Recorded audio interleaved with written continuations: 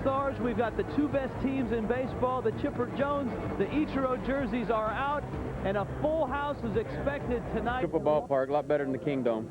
Yeah, we were talking with some of the other guys before. They're glad to see that place go, huh? Oh, without a doubt. That's a short porch to ride. I'm glad to get out of there as well. You were here in '93, and you just spent a year. Do you remember much about that time in Seattle, and has the town changed very much from what you've seen so far? I know you just got into town. Well, there's a lot more people come to the baseball games. Yeah. Back then, we didn't get many fans, but great reason, this park. I lived in Redmond when I was here, and just remember being beautiful. I mean, it's a beautiful place. Rained quite a bit, so but on days that it's clear, Mount Rainier, I mean, you can't beat that view. You guys got in just the other night from Oakland. You had a chance to go out last night, didn't you? Yeah, I went over to Sluggers. It's a pretty neat little place. What about tomorrow? You'll pitch tomorrow, and you get out of here probably 4 or 5 o'clock. And since we're sitting in the Atlanta dugout, we'll say you win tomorrow night. You go out and celebrate. Where will you go? Do you know? We're gonna go get something to eat, and I guess seafood's probably the best route to go. Yeah. So probably get some seafood somewhere, and then try to stay out of trouble after that. Appreciate the time, and welcome back to Seattle. Thank you. All right, Mike Hampton, our subject in our bite of Seattle. Let's do some rejuvenation right now, shall we? Our rejuvenator, just for men hair color, rejuvenating play. Let's go back to last weeks, but Chipper, we thank you for not allowing it to affect your appearance on Mariners warm-up. It's my pleasure to be here. Well, you know, we know the fans just live for games like this, but how are the guys in that clubhouse looking at this series with one of the other best that baseball has to offer? Well, it's been a series that we've been pointing to for a long time, especially with the hot start that the Mariners got off to, and we've kind of come into our own recently. And you know, the two best teams record-wise in baseball are going at it this series, and I think both of them are kind of using it as a measuring stick at almost the halfway point of the season. Absolutely. Well, all the talk surrounding this series has been maybe World Series preview. Now, I know it's early, but could you see it happening? I don't think there's any doubt. You know, through the first 60, 65 games of the season, these are the two best teams in baseball. So it's very fortunate that the scheduling allowed us to play each other during the course of the season, although I will think it will take away from a little bit of the luster of the World Series if we do meet in October. All right, well, we know that you've done some work with cystic fibrosis, but of course, this is a big week for cap cure and home runs. What are the Braves doing to help out in that department? Well, to be honest with you, I think each organization makes their own contribution to the cap cure fund, and prostate cancer, as we know, affects a lot of people in America. I think we as Braves are going to try and go out and hit as many home runs as we can on Sunday because, as you know, a donation is made every time a home run is hit on Cap Cure Sunday. So with that being said, I'd like to wish my dad a happy Father's Day on Sunday. Hopefully he'll be watching and be in good health. And Chipper, I'm sure Mariners fans would like to say maybe you can hit those home runs after you leave Seattle, okay? Well, I'll take a few after I leave, too, but I'd like to hit one or two here to help us win at least a couple ball games. All right, thanks, Chipper. Thanks for your time. My pleasure. 61 home runs have been hit in cap cure games. Preview of October to come, and it's in October, Seattle. The Indians may wear red, but it's the Dodgers.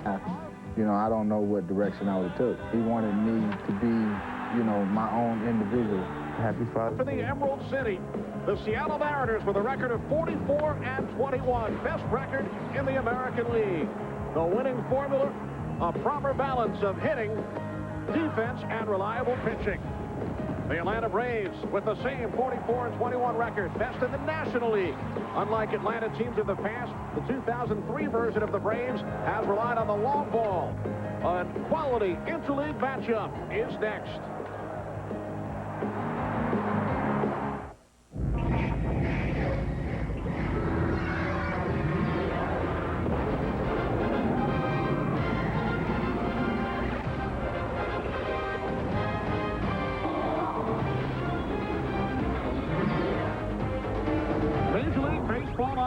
Is presented by Radio Shack. You've got questions, we've got answers. Beautiful afternoon in Seattle as Fox Sports welcomes you to Safeco Field for the second of a three-game series between the Seattle Mariners and the Atlanta Braves. Good afternoon, everybody. Welcome to Fox Saturday Baseball. Kenny Albert, along with former Mariner great Mark Langston. Mariners won the opener of this series last night by a 2-1 score. Two teams with the best records in baseball, Mark. Could we see these clubs again down the line? Well, Kenny, being on the field early today, players like to play in big games. This is a big game.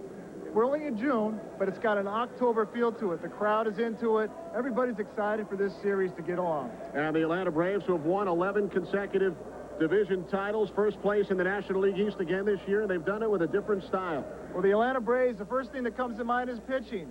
Now you see the Atlanta Braves, it's their offense that's getting all the headlines. They're doing it big time, and we expect to see more of that offense tonight. Well, the Braves lead the major leagues with 106 home runs, but they did not go deep yesterday for the first time in 10 games. Well, Mark, a little surprise for you. You won 74 games as a Mariner, but we have gone back into the archives. My most memorable Mark Langston moment as a member of the Mariners took place at the Kingdome, doing your best Michael Jackson imitation. Kenny, you said you'd take care of me. You're killing me.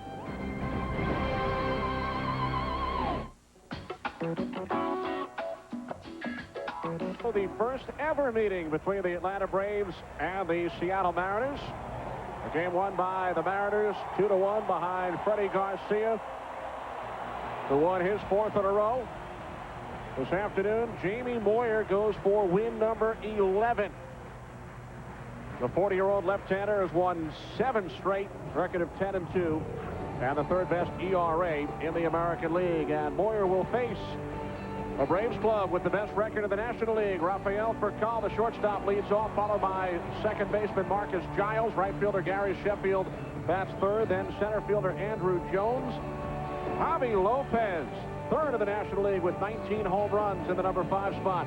Then ancient first baseman Julio Franco.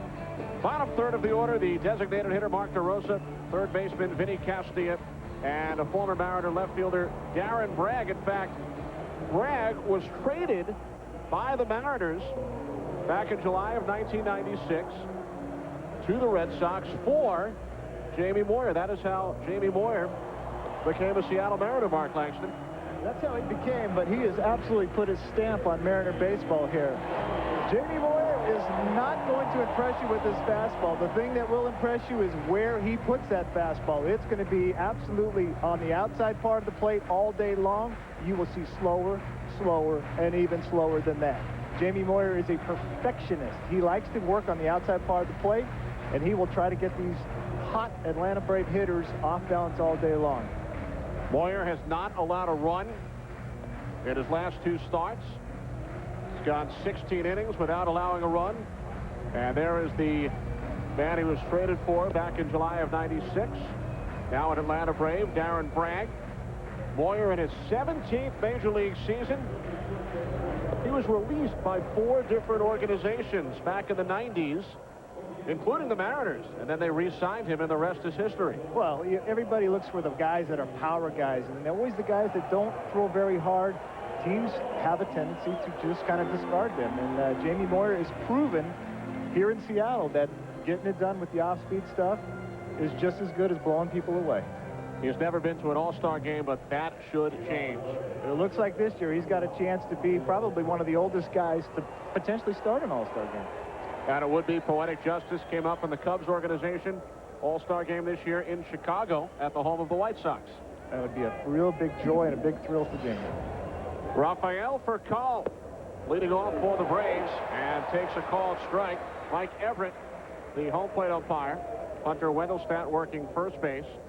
Crew chief Larry Young out at second. And Jim Wolf is the third base umpire. Now 1-1 on the switch hitting shortstop, Rafael Furcal, who leads the National League with 58 runs scored. He's 4th in hits and leads the league in triples as well, having an outstanding season. National League Rookie of the Year back in 2000. He's already hit a career-high 10 home runs this season, and it is still mid-June. 2-1 for Moyer, missing inside, now 3-1. The thing that Furcal brings to the table is his speed. It makes everybody come in. He opens up a lot of holes. This guy can run with anybody in baseball. A leadoff walk issued by Moyer. So Furcal, who has 11 steals, has been caught only once, is on down at first as Marcus Giles steps in. Jamie Moyer does not have a very good move to first base. The thing that he will do, he will throw a slide step in there just to try to keep Verkaal as close as possible. Verkaal has been thrown out only once in 12 attempts by Todd Green of the Texas Rangers 10 days ago.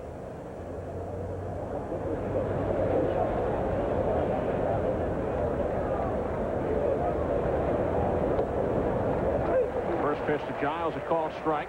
Giles having an outstanding season, batting .329, sixth in the National League. Leads the league in doubles. Gary Sheffield waiting on deck. Verkaal takes his lead off first. And Giles now behind, 0-2. There are the numbers. Last season, .230 average. Has it up 99 points. Bobby Cox likes spilling his name. You need a guy that's contact guy hitting the second hole. Boom. Over to first after he missed the tag attempt on Verkaal. So the Braves now with a runner on second and one away. Brett Boone tries to get the quick out there, misses him. Verkaal is so fast, got right by him. His only play was over to first base. That's what speed does. He thought he had the sure out right there. By the time he went to make the tap, Verkaal's already by him. So the Braves with a runner in scoring position, one away. Here in the top of the first. Gary Sheffield, 6 for 9 lifetime against Moyer with 2 home runs. And he's been hot as of late, as have most of the Braves. 6 home runs his last 13 games. Those are impressive numbers against Jamie Moyer. I figured Gary Sheffield would have a harder time hitting a guy that throws so much off-speed stuff. It's real hard for power hitters to stay back. They see the ball. When it comes in so slow, it's hard to keep your hands back. Sheffield, in his second season in Atlanta, leads the Braves with 54 runs batted in. 4th in the National League. 0 for 4 last night. Moyer missing inside, 1-1. Preston Wilson leading National League, 57 runs batted in for the Colorado Rockies. And it all starts with the top of the order for the Braves. These guys get on base. Guys like Sheffield, Andrew Jones, Chipper Jones, they love it to see these guys in scoring position. And obviously the Braves offense is producing with these guys getting on base. Braves with a .285 average, second in the league. Major League leading 106 home runs. First in the league in runs scored. Sheffield up the middle, base hit center field. Verkaal heading home. And the Braves take an early lead. RBI number 55 for Gary Sheffield. That's a great piece of hitting right there. With Jamie Moyer on the mound, if you try to pull the pitches, you will be out all day long. Great at-bat by Gary Sheffield. Watch where this pitch is. It is outside. He does not try to pull with it. He takes it right back up the middle. That is great hitting. Terry Pendleton, we talked about a little bit. He says that's the philosophy he's going to employ into his hitters, is take Jamie Moyer the opposite way. If you try to pull him, you're going to hit ground balls and fly balls all day long. Terry Pendleton, the Braves hitting coach, former National League most valuable player back in 1991. So Moyer allows a run for the first time in 16 1/3. He went 7 innings in each of his last 2 starts and did not allow a run in either.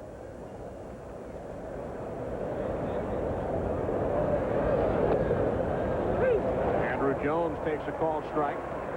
You see the speed on these pitches, 74 miles an hour. He will not impress you with the radar gun, but if you see the pitch that Sheffield hit was a great pitch and he didn't try to pull it, but you're just going to see that all day long from Jamie Moyer, 74 to 80 miles an hour. 0-2 on Jones. And back-to-back, that's the thing with Jamie Moyer. He will not show it to you once. He may show it to you 2 or 3 times in the at-bat. And that's what keeps the hitters off balance. They are trying to sit on a certain pitch. Jamie plays the other game. He goes the other direction and tries to keep them off balance and go slower. Jones has never faced Boyer prior to this at-bat. Guillen to Boone for one, off to first. The Mariners turn the 6-4-3 double play, but the Braves strike first here in Seattle.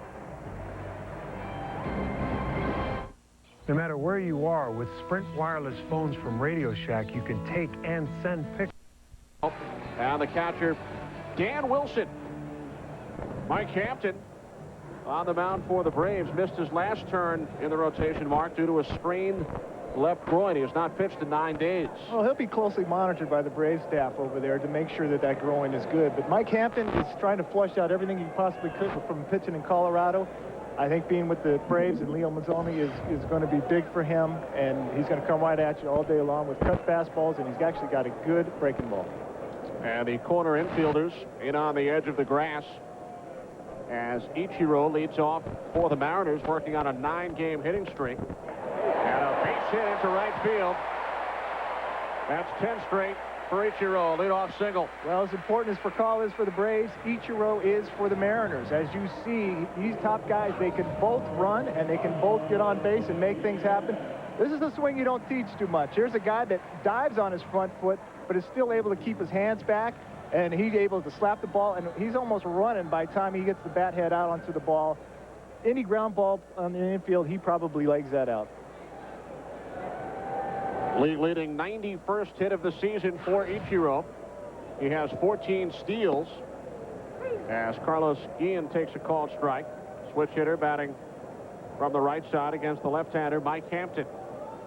Well, Mike Hampton is probably one of the better athletes on the Atlanta Braves. He will be able to field his position if they try to do anything, any bunting or anything like that. He can bounce off the mound, and he's absolutely probably one of the fastest guys in baseball. And a terrific hitter. I would assume Mike does not enjoy interleague games at the American League ballparks. He loves to hit. He loves to hit. He loves to swing the bat, as do a lot of those Brave guys over there. They like to swing the bat, and it's a big part of the game if you're able to swing the bat. But his job here now is to try to get these guys out. Ichiro, expect him to run sometime in this at-bat. Ichiro holds. Hampton missing on the outside corner, 1-1. Carlos Guillen batting .297. He's driven in 23 runs. Brett Boone in the on-deck circle. Braves scored a run in the top of the first as Gary Sheffield drove in Rafael Furcal. Hampton keeping Ichiro close. He doesn't have a great move, but the thing, again, that he does is a slide step. It's hard for base runners to get good jumps on guys that are real quick to home plate. So he'll show the slide step more often than the little move over to first base. Hampton has faced the Mariners just once, an 8-1 loss last June, game in which he allowed 12 hits, 7 earned runs. Drafted by the Mariners back in 1990, 6th-round pick. Made 3 starts for Seattle in 93, 10 appearances out of the bullpen, and then traded to Houston with Mike Felder for Eric Anthony. I did not know that. And spent 6 years with the Astros. Won 22 games 4 years ago. Rolling foul. And as you mentioned, looking to get back to where he was before he signed with the Colorado Rockies. Yeah, he's trying to erase everything that's happened the last couple of years in Colorado, and he was such a great pitcher in Houston, and it's just going to be a matter of time before he gets his stuff going with the Atlanta Braves. Being or hanging around Greg Maddux they have 2 pitching coaches, not only Leo Mazzoni, but Greg Maddux has the ability to sit down and talk to him about pitching, and to see him pitch on his days is such a luxury for all the guys on the Braves staff. Hampton again throwing over. He helped lead the Mets to the World Series in 2000. We take a look back. Mike Hampton as a Seattle Mariner back in 1993. And then it was off to Houston. Mere youngster in that video, just 20 years of age. Ichiro goes, so the Mariners stay out of the double play as Guillen grounds out to the second baseman Marcus Giles. It's a hit and run right there. Ichiro had a good jump, and I don't think they would have got him. But that's the thing that the Mariners are going to try to do. Just like the Braves, get these guys in scoring position. Let the big guys that are coming up, Brett Boone, Edgar, let these guys drive these guys in. It was a perfect guy. Get a guy in motion, and that's why the importance of having a guy in the second hole to hit a ball on the ground to get him in scoring position. It was absolutely well executed right there. So with one away, Mariners have a runner in scoring position as Brett Boone steps in, fouls the first pitch off back behind first base. Boone spent the '99 season with the Braves as they went to the World Series, lost to the Yankees. You know, talking with Brett, he is really excited about this series. He played for Atlanta. He wants to show the Atlanta Braves how good their Seattle Mariner team is. And the Braves, everybody gets jacked up to play the Braves every time. He wants to prove to these guys that, you know what, we are a good team up here also. Ground ball to the left side for Call. Fires over. 2 away. Mike Hampton executes a great pitch. It's a cut fastball on the inside. McCall got the speed. Boone hustling down the line. Bang, bang play. Good pitch by Hampton. That's what set that all up. A good cut fastball in on his hands.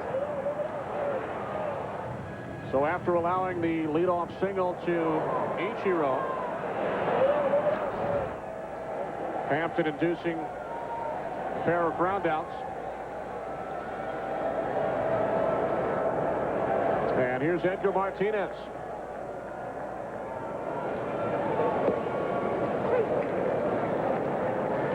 Well, Mike Hampton does not enjoy interleague games in the American League cities because he cannot bat. How about Edgar when the Mariners play in National League ballparks? Well, it's a huge disadvantage for the Mariners not to have this guy's bat in the lineup when they go to the National League park. This, to me, is the best hitter in the game of baseball.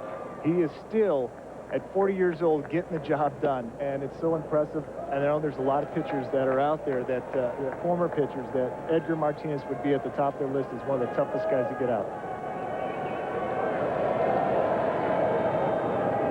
1-1. Count on Martinez. Batting .407 with runners in scoring position.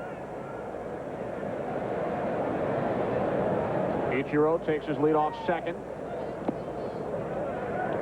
2-1. Well, Mark, today home runs make a difference. Fox Sports, in partnership with CapCure, will make sure that every home run hit in today's game will help fight prostate cancer and help keep every dad in the game. Well, I'm sure the two pitchers did not like to hear that information. No. But you got two great offensive teams that are capable of cashing in on that nice little deal. Braves did not go deep last night, first time in 10 games, as Hampton misses high and away. Now 3-1 on Martinez with John Olerud waiting on deck. It's a scary count to be in with Edgar Martinez. The thing that makes Edgar so good, he has the ability to keep his hands back and hit the ball at any part of the ballpark. If it's on the outer half, look for him to hit the ball to right field. Inner half, he can turn one into the seats quickly. Let's see where he goes with it. He takes ball 4. Mariners have 2 on here in the bottom of the first. First inning has been the big inning for Seattle this season. They scored a major league high 66 first inning runs, including 2 last night. Both of their runs in last night's win over the Braves came in the first inning. And that was the difference in the ball game. So this is going to be such a tight series all 3 games. Runs are going to come at a premium. At any time you guys get runners in scoring position, you're going to have to try to capitalize. First and second for John Olerud.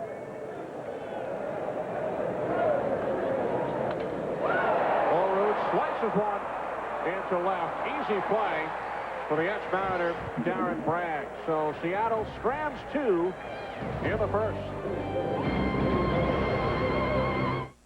Moyer allowed a run on the first. He'll face Javi Lopez leading off for the Braves here in the second. 12 home runs for Javi in his last 14 games. Well, he's going to have a hard time hitting that out of the ballpark when that comes in at 74 miles an hour and you can't stay back on it. up to the right side. Foul territory. Olerud. 1 out. Jamie Moyer, it is so hard to stay back on a ball. It looks so inviting, but it comes in so slow. I play golf with Mark McGuire quite a bit, and he told me trying to hit off Jamie Moyer is like trying to hit a Nerf ball in your backyard. Which is not easy. No, it's absolutely very difficult. You can see it's a great location. The ball's down, coming in at 74 miles an hour. The only thing you can do with that pitch is do exactly what Javi did, pop it up. Julio Franco takes a called strike. Now that's the hard one there, the 80 mile an hour. That's the gas. Mark McGuire probably then went on to tell you that he hit 12 lifetime home runs off Jamie Moyer. You know, Mark's real good about stuff like that. He doesn't really get into what he did because he absolutely, I play with him all the time in golf, and he's never mentioned the fact that he owned me like there's no tomorrow. So I like that fact about that. He knows that you know. Well, I guess he does, and he beats me up on the golf course enough. He doesn't need to pound me into the ground with anything else. How's he doing, health-wise? Oh, he's doing great. I mean, he's staying below the radar. He's happy and healthy, and he's really enjoying, I think, his post-playing days. I mean, he's really having a good time. I'm sure he enjoys watching this Atlanta Braves club with all the long balls they've hit this year. Well, he still watches the game of baseball and still studies it, and so it's not as if he's got away from the game of baseball. He still enjoys watching them play, no question. He likes the home runs and the long ball, and the Braves have plenty of that. Here's the 2-2 from Moyer. On one hop. Nice play by Boone for the second out. Well, Mark, today's Sprint Virtual Manager question: who has the better chance of getting to the World Series, the Braves or the Mariners? To answer the question, use your PCS Vision phone from Sprint or log on to foxsports.com, keyword MLB on Fox. 0-1 on Mark DeRosa. I'm sorry, Ken. Get back to me about 10 minutes. I'm still logging my stuff in here. Hold on. Registering your votes? Huh? Are you talking to me? Okay. Can I keep voting? More than once? Huh? Choice C is both clubs. Okay. All right.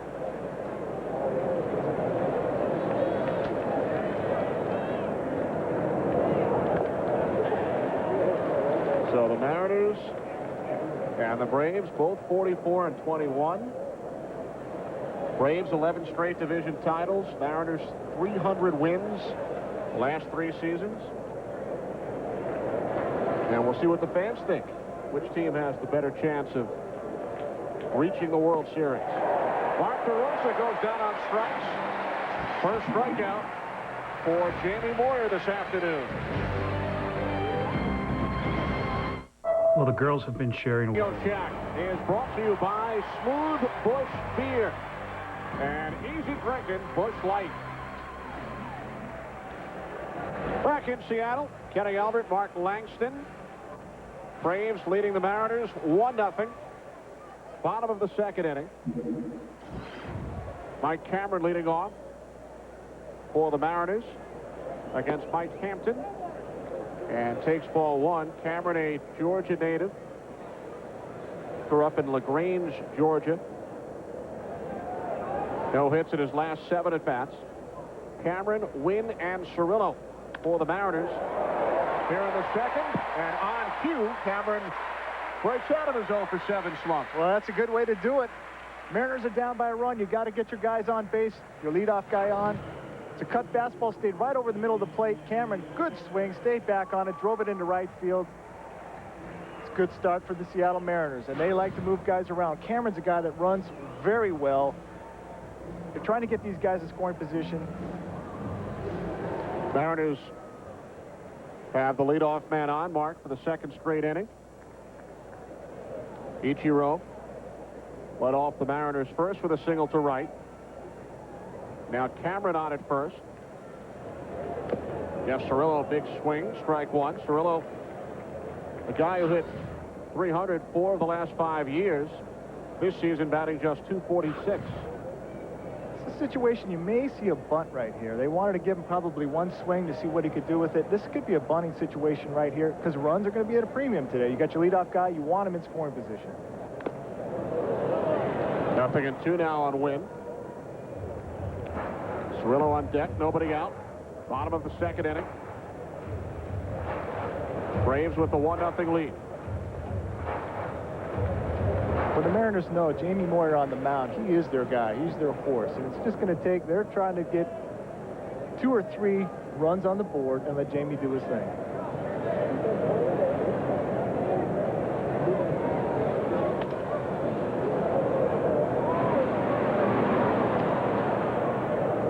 We welcome those of you who have been watching the Yankees and the St. Louis Cardinals, currently in a rain delay. Kenny Albert, Mark Langston coming to you from Safeco Field in Seattle. Bottom of the second inning. Braves leading the Mariners 1-0. Braves scored a run in the top half of the first inning. Randy Wynn rounds out to Atlanta third baseman Vinny Castilla for the first out of the Mariners' second, as Mike Cameron advances to second base. These clubs with identical records, 44-21, following the Mariners' 2-1 victory in the series opener last night.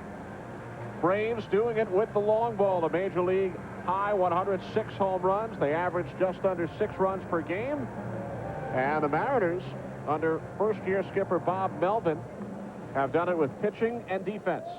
I think everybody's familiar with the Braves being in first place and doing very well, but the way they're doing it this year is completely different. They usually do it with the pitching. Their offense is really good. The Mariners, you know, how they do it year after year with losing guys is amazing. Jeff Cirillo takes ball 1. Who figures that? It's raining in New York, and we got a beautiful day here in Seattle. You'd figure it'd be the opposite. Did rain here a bit yesterday afternoon, no surprise, of course. But they had the roof open, and which they do today. It's a beautiful day here in Seattle. Cirillo to deep center field. Backpedaling on the warning track as Andrew Jones makes the catch as Mike Cameron advances to third.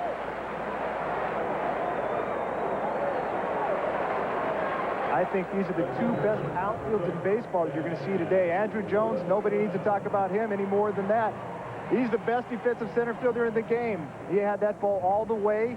But today, you'll see 2 of the best absolute outfields. They both can go get the balls in the gaps. You're not going to see too many balls not caught in that outfield today from both sides. So Cameron now 90 feet away with 2 outs. Number 9 hitter Dan Wilson steps in against Hampton and takes strike 1. Wilson batting .250. He's driven in 20 runs. Cameron led off the inning with a single to right. Wynn grounded out. Cirillo fly to deep center. 0-2 on Wilson. You got to like the way that Mike Hampton goes about his business. He gets on the mound and throws it. The defense loves to play it behind a guy that gets the ball and throws it, and it moves quickly. It keeps them right on their toes. 9 consecutive strikes thrown by Hampton. Appeal to the first base umpire, Hunter Wendelstedt.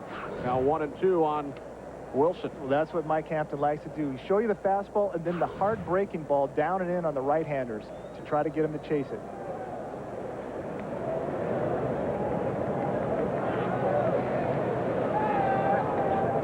One-two. Hampton missing low and inside. 2 balls, 2 strikes. You got to have a lot of confidence in your catcher when in those situations with the guy on third base. Javi Lopez has done an awesome job for him, keeping the ball right in front of him. Knows how important the runs are today, and that's big for Mike Hampton. He knows he can throw that pitch down there all day long. Hampton returning to the Braves rotation, missed his last scheduled start with a sprained groin. Left the game in the second inning in his last start 9 days ago. Ground ball to the left side. Castilla, high throw. But Julio Franco kept his foot on the bag. We'll return to Seattle after these messages from your local Fox station. With home field advantage in the World Series at stake, this time, it counts. The 2003 All-Star Game on Fox. Presenting the full line of 2003 Chevy SUVs from the family of dependable, long-lasting Chevy trucks. Like the legendary Suburban. Now it's J.D. Power & Associates' highest-ranked full-size sport utility vehicle in initial quality. Get 0% APR for 60 months on every 2003 Chevy SUV, or at least $3,000 cash back.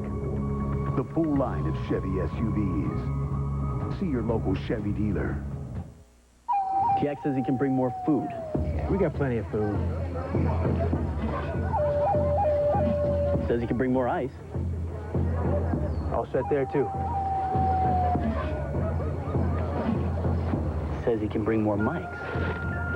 Tell him, mi casa es su casa. No matter what you're up to, a hard mic's is good to find. Mind if I use your grill? Sure. It's long distance. No problem. At Quest, we're thinking about how you use your home phone in a whole new way. Now for our customers, there's no local, no long distance, it's all the same. Introducing Simply Phone Service.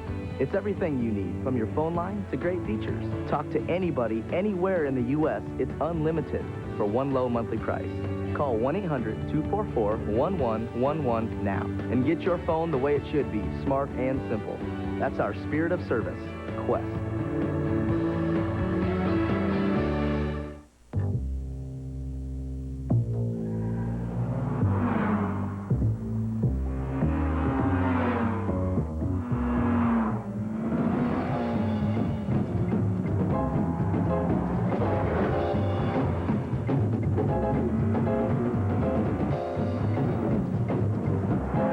Introducing a new level of performance from Acura.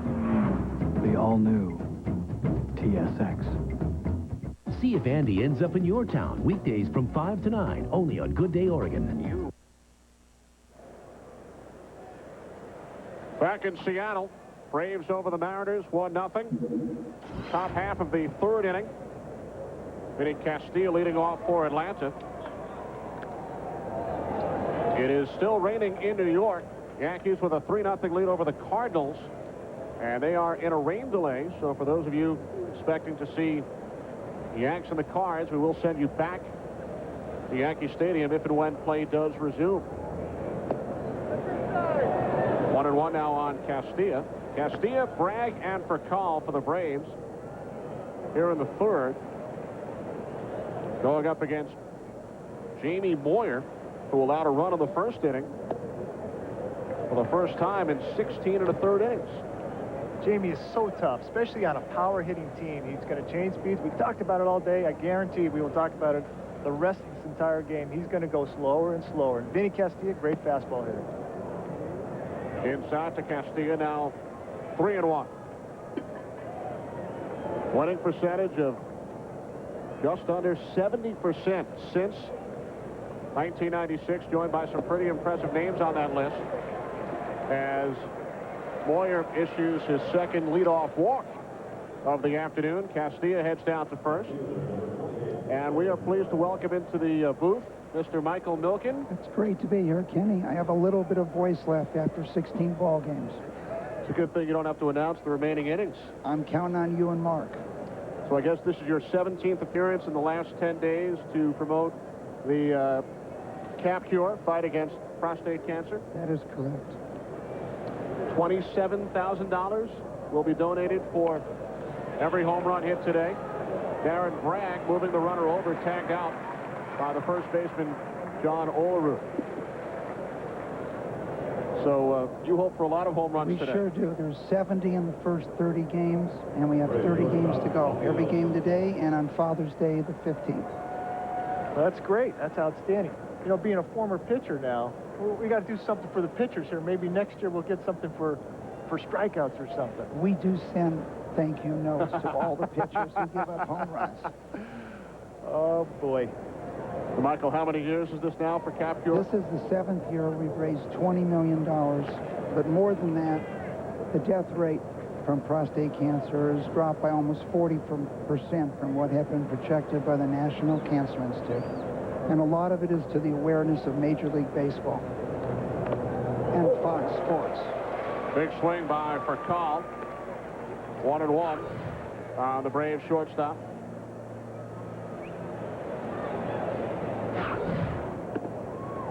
Furcal has scored the game's only run. He walked back in the first inning and then was driven in by Gary Sheffield. Castilla, the runner on second. 1 out, top of the third inning. Marcus Giles waiting on deck. Jamie Moyer, the only 10-game winner in the major leagues. Pitch to Furcal is low and away, Mark, 2-1. And tomorrow's the last game. This game of Atlanta and Seattle will be the last game in the home run challenge. So we want everyone to get out and get checked for prostate cancer and help us raise money. We're hoping to go over $25 million after this year in the home run challenge. Now, you've picked the right team to come watch. The Atlanta Braves lead the major leagues this season, as you know, Michael, with 106 home runs. Well, if they could hit 106 during this period of time, we'd raise about $30 million just today. But we've had a lot of home runs, 70 so far. That might be a record, too. Yes. Foul back. You look down this Braves lineup. Bobby Lopez with 19. Gary Sheffield, 18 home runs. Chipper Jones, not in the lineup today, has hit 10. Rafael Furcal has hit 10. Vinny Castilla has hit 10. It's been a great week for the offense, and going into last night, that's the first time the Braves haven't had a home run in quite a while, so it's been a great week, it sounds like. And last night's game didn't count, so they were just kind of resting. So you had a premonition.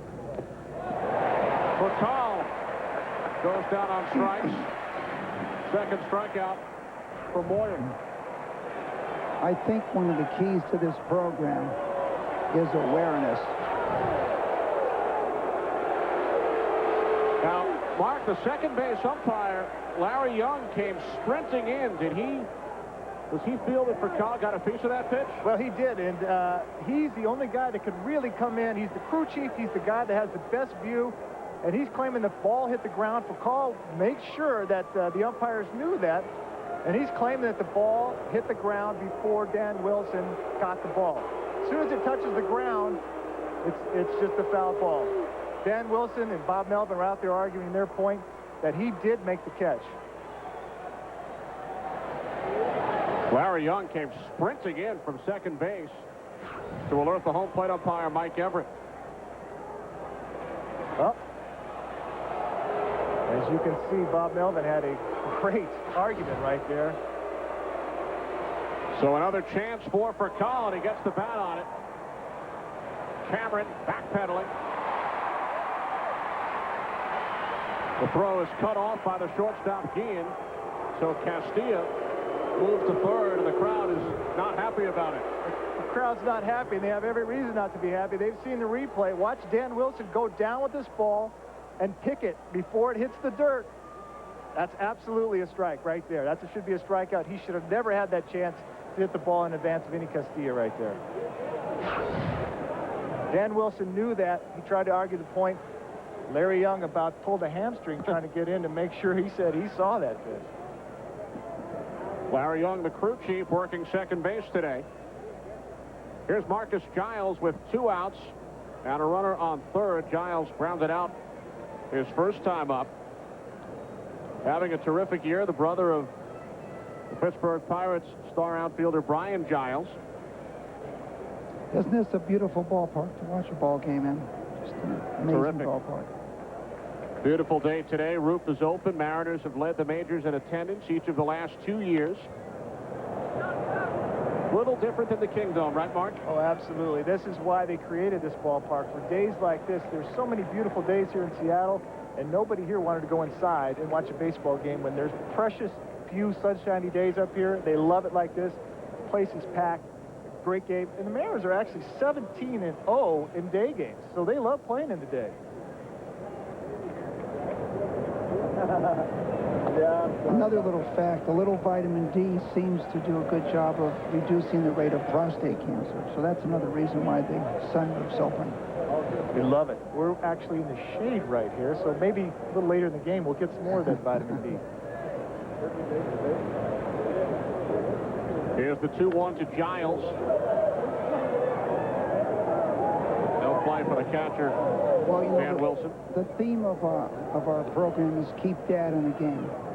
And tomorrow on Father's Day, all the players will be wearing blue wristbands, decals, the umpires. And it's a good chance to remind your father to go get checked up. And again, $27,000 will be contributed to Cap Cure's fight against prostate cancer for every home run hit today. And you can participate also. Another foul off the bat of Giles. We have an 800 number. You can call in 1-800-547-CURE. 1-800-547-CURE. Last year we had 126 home runs, so if you pledged $1, that would have been $126. If you pledged a dime, $12.60. So far we have $27,000 cumulative in pledges. Lifted into shallow left center. Catch is made by Wynn for the final out. Michael Milken, thanks very much for joining us.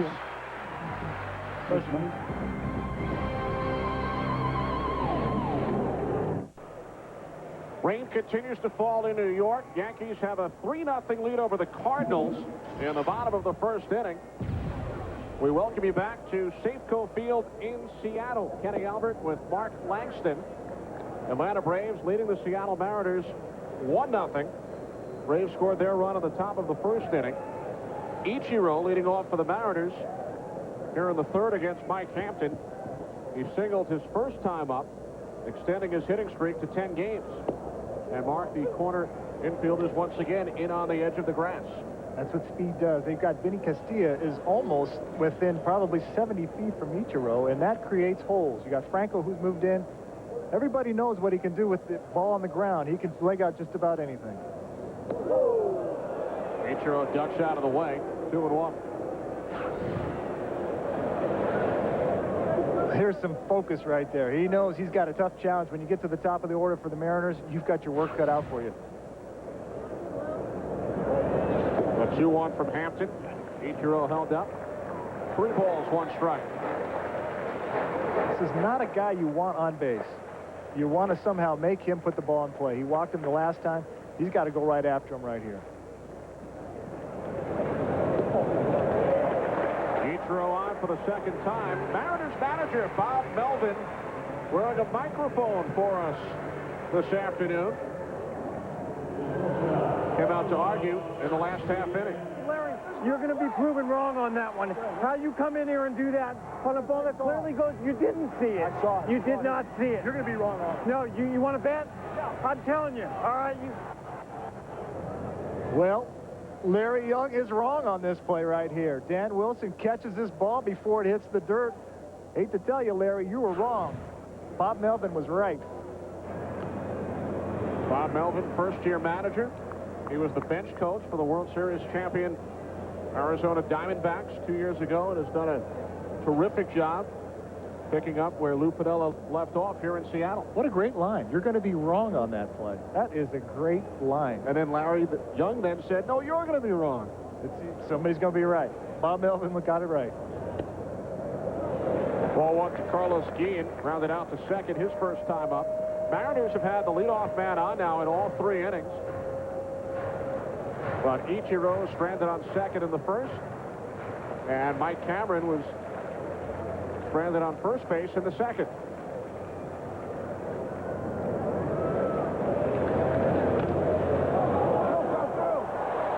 Staying span. Lopez fires down to first to nab Guillen as Ichiro advances. Absolutely, as good as a bunt right there. Jammed himself, the ball stayed in play. Javi Lopez took a quick look at it to see if it was going to go foul. As soon as he saw it was going to stay fair, he had to get it and throw out the speedy Guillen going down to first base.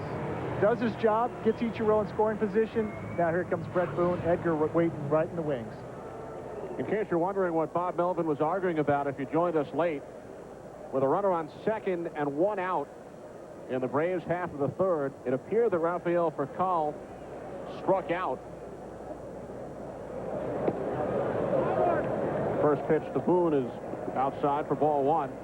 But the second base umpire, Larry Young, came charging in from his position. And he told home plate umpire Mike Everett that the ball hit the ground before it reached the catcher's mitt of Dan Wilson. I don't think I've seen Larry Young run that fastball. Well, it charged in. He came flying in from second base. He was absolutely sure that that ball hit the dirt. Yeah, that's a tough call. I mean, that is a borderline deal. It's so close to the dirt. He's the only guy from the umpiring standpoint that would have the best view at it. And he said that, no, that ball did hit the dirt. We've seen that disputed, and you know what? Call then flied out to deep center field, which allowed the runner Castilla to advance to third. Larry Young, terrific umpire, 19th season in the major leagues. Worked the 96 World Series between the Yankees and the Braves. He's worked 4 division series, the 91 All-Star game. 2-1 to Boone, big swing. Now 2-2. It's such a tough play. Call for Larry Young from way back there. Mike Hampton just blowing it by Brett Boone. You don't do that too often. He loves that fastball. He got one up. Brett swung right through it.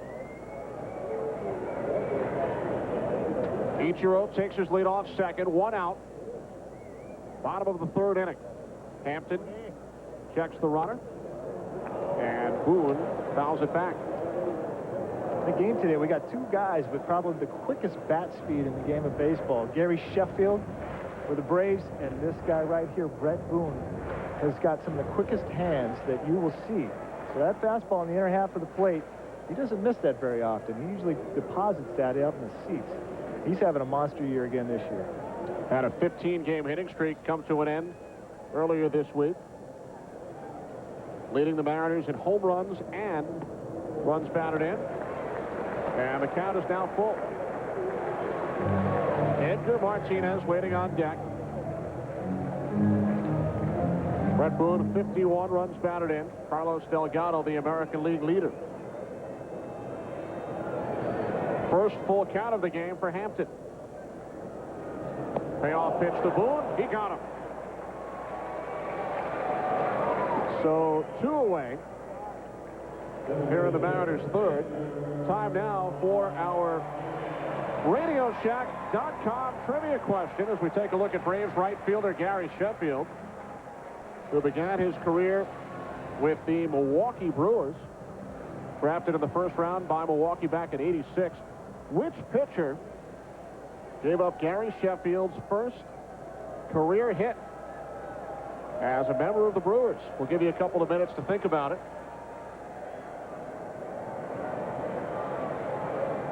First pitch to Edgar Martinez, a called strike. Martinez walked back in the 1st inning. Hampton, what a great pitch to Brett Boone. Slider down and in, got him to swing through it. His work is not done. Edgar Martinez makes a living with 2-out hits. And with runners in scoring position, Edgar is batting .407. And a good living at it is, too. Ball gets away from Lopez, but Ichiro holds. It's a tough read at second base when the ball in the dirt. You want to be aggressive out there, but you know you can't tell how far away the ball is going to get. He's blocked by the ball going behind Edgar Martinez. He didn't quite see how far it was going to go. I think anytime Ichiro moves, he could probably get to the base easily, but he's trying to play it safe because that's an important run. He knows how good a hitter Edgar is.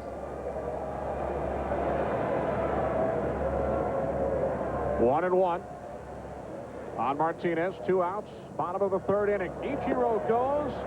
Pitch was high and no throw from Javi Lopez. Did not even take the chance of throwing the ball down the line. He just wanted to prove he could get to third base easily. He didn't need a ball in the dirt.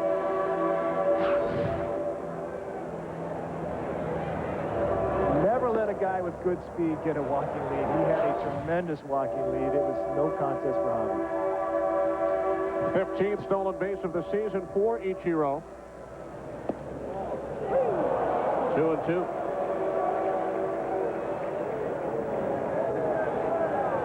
One of the best ever. Look at the home run second behind Harold Baines, who had just a phenomenal career. And Edgar's numbers are, I still believe he's the best DH that's ever been around. Came up as a third baseman. In fact, the Mariners had a a couple of injuries last week, and Edgar said, well, I guess I'm still the emergency third baseman if they need me. Well, with the hamstrings that he's got, they do not want him on the field. They do not want him running any more than he has to. So they would prefer to keep him off the field. They got to keep this guy healthy for them to continue the run that they've had so far. Payoff pitch from Hampton. Lifted it to left center on the run, and is Darren Bragg. He makes the catch. So Ichiro is stranded on third.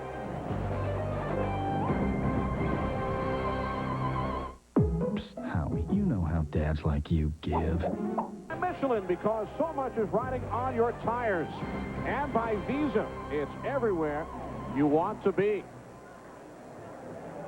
Well, we're perfectly happy here in Seattle. Beautiful afternoon at Safeco. Sellout crowd. Teams with the best record in baseball. Atlanta Braves, Seattle Mariners. And Gary Sheffield leading off against Jamie Moyer here in the fourth. Once again, our RadioShack.com trivia question: which pitcher gave up Gary Sheffield's first career hit? Drum roll, please. Mark, you want to take a stab at it? You know, so far, there it is. You know, the opening with the moonwalking, you know, Gary Sheffield, and, you know, yeah, he was a young guy. I was a power guy. I tried to come inside with a fastball, and the quick hands that I talked about earlier, you know, he smoked it in left field. That was his first hit, and, you know, he's not the first. I had a couple of them out there, but he's gone on to have a monster year, and that wasn't the only home run he got off either. That was back in September of '98. He walks on 4 pitches, leading off the fourth.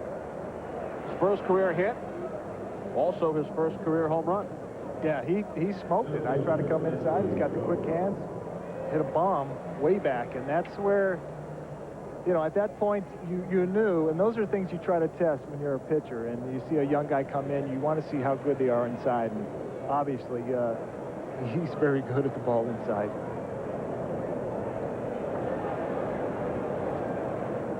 Moyer over to first. Andrew Jones at the plate, grounded into a 6-4-3 double play to end the Braves' threat in the first inning.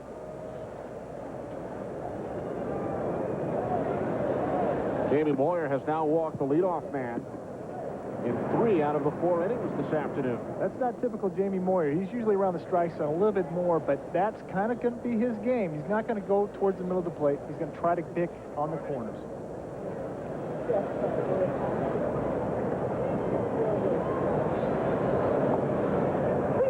Jones takes a call strike, 0-1.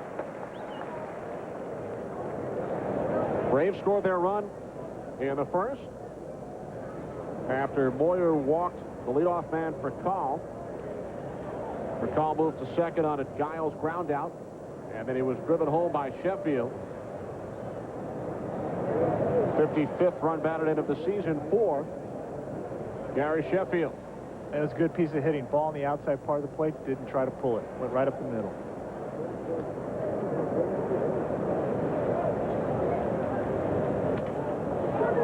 Moving to his left, the shortstop Keane steps on second, cross the first, double play, 6-6-3. Second time Andrew Jones has grounded into a double play to the left side. Time now for our Pepsi fan cam. And I just wanted to tell you that I really appreciate you being there for me, and happy Father's Day. Hi, Dad. I hope you have a fantastic Father's Day, and I don't know what I would do without you. I love you.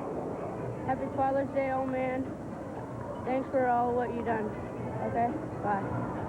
Happy Father's Day, Daddy. I love you. Happy Father's Day. Well, Mark, I'll be the first to wish you a happy Father's Day. I know you have 2 daughters waiting at home. And right back at you. I know you have 2 daughters, and hopefully they one day do not call me old man. That was great. I'd like to wish my dad a happy Father's Day, and he's watching this from the satellite world. And Lopez right back to the box. Jamie Moyer. Inning over. So happy Father's Day, wherever you may be watching, a day in advance.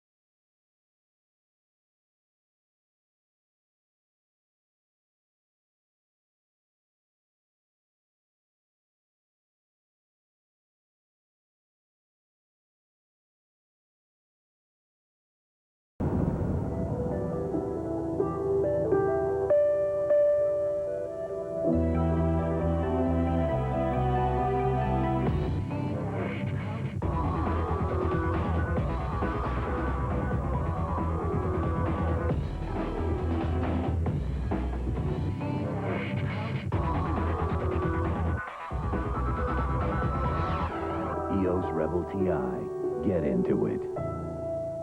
A no-brainer. What's a no-brainer? Everyone knows what a no-brainer is. You don't have to think about it. It's just that good. Now you can call anyone in America for 3 cents a minute and 39 cents to connect. And that 3 cents gets you Canada and Western Europe, too. Just dial 1010-987. Nothing to commit to. Just use it when you need it. Hey, what's to think about? 1010-987. A rate this low never went so far.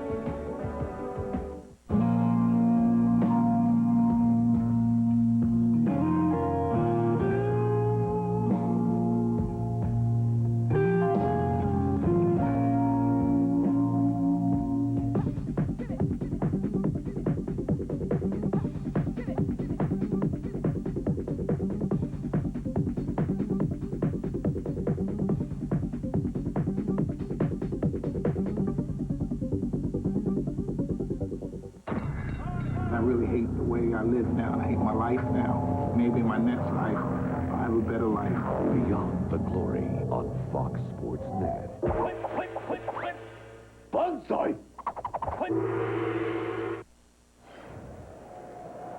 Rain letting up a bit in New York, but the tarp still covering the field in the Bronx. Yankees with a 3-0 first inning lead over the Cardinals. And here in Seattle, it's the Braves over the Mariners 1-0. John Olerud leading off for Seattle. Bottom of the 4th inning.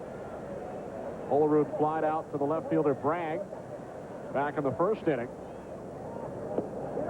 Olerud, Cameron, and Wynn for the Mariners here in the 4th against Mike Hampton, who has not won in over a month. Record of 2-3 in 10 starts in his first season as an Atlanta Brave. Coming back from the strained left groin. He suffered in his last start against Texas 9 days ago. Yeah, he only went an inning and 2/3. He's being closely monitored, but he's throwing strikes, going right after these guys, and that's what they're looking to see. And keep his pitch count low. They're going to try to get him in the 5th or 6th inning. He's allowed 2 walks and 2 singles so far today over the first 3 innings. Russ Ortiz started last night's game. Took the loss for the Braves. He's now 7-4. And Greg Maddux will be on the hill tomorrow. Ground ball to the right side, and Olerud is thrown out by Giles, 1 away. Well, Mark, tomorrow the scene shifts to Michigan for exciting NASCAR Winston Cup racing. Matt Kenseth looks to defend his title against the best drivers in the world in NASCAR Winston Cup racing presented by Old Spice. NASCAR returns to Fox tomorrow at 12:30 Eastern, 9:30 a.m. Pacific. Oh, I cannot wait for that. I get up Sundays, and I actually do watch the NASCAR. And you were telling me earlier you once had the opportunity to sit in the driver's seat?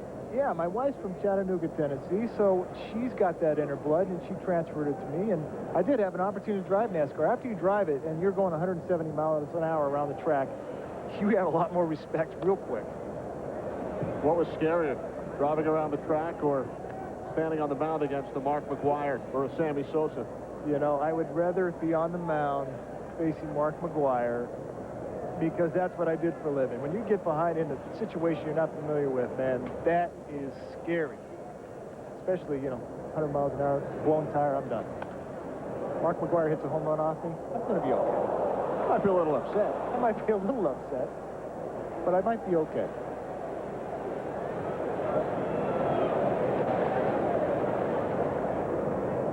Cameron behind, 0-2. 1 out. Bottom of the 4th inning. Hampton delivers, and it's fouled back once again. Well, we already showed you doing the moonwalk. We talked about the fact that you gave up Gary Sheffield's first major league hit.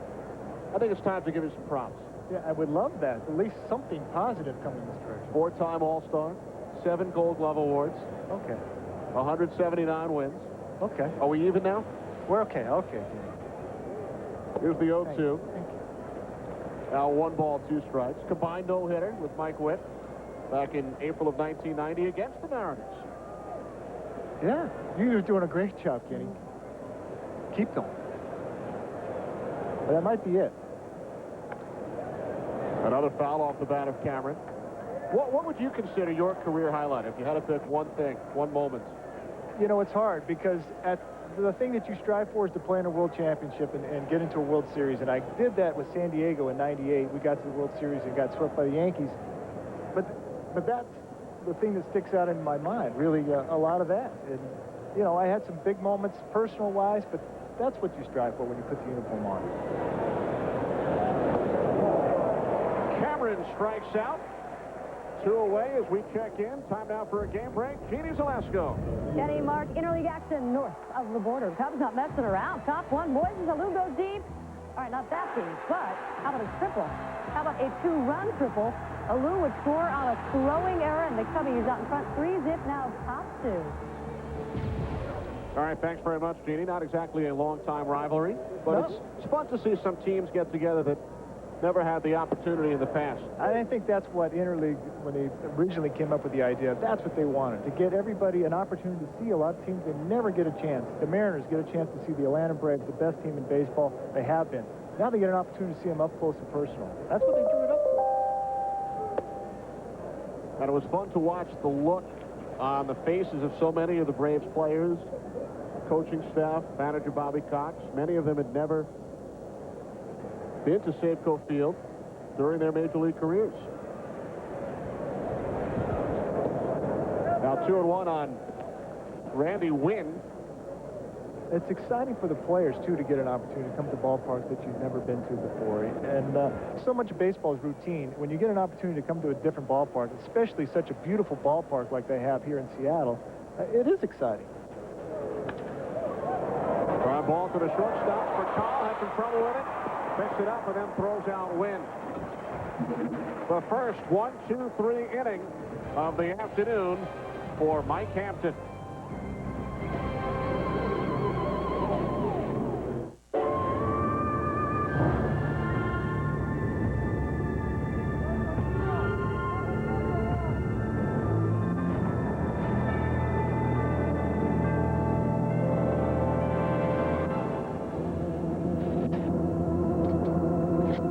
Sosa. Come on, 2 out of 3. I don't think so. Hey, who Babe Ruth? Well, the girls have been sharing a wireless phone.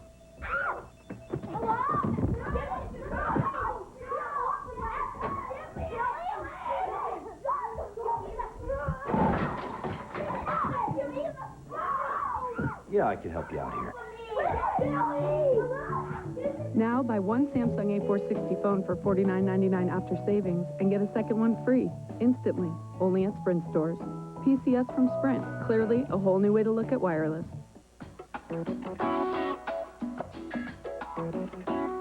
Michelin designed the cross-terrain SUV tires specifically for SUVs to help provide responsive handling and a smooth ride. You'd be surprised just how smooth.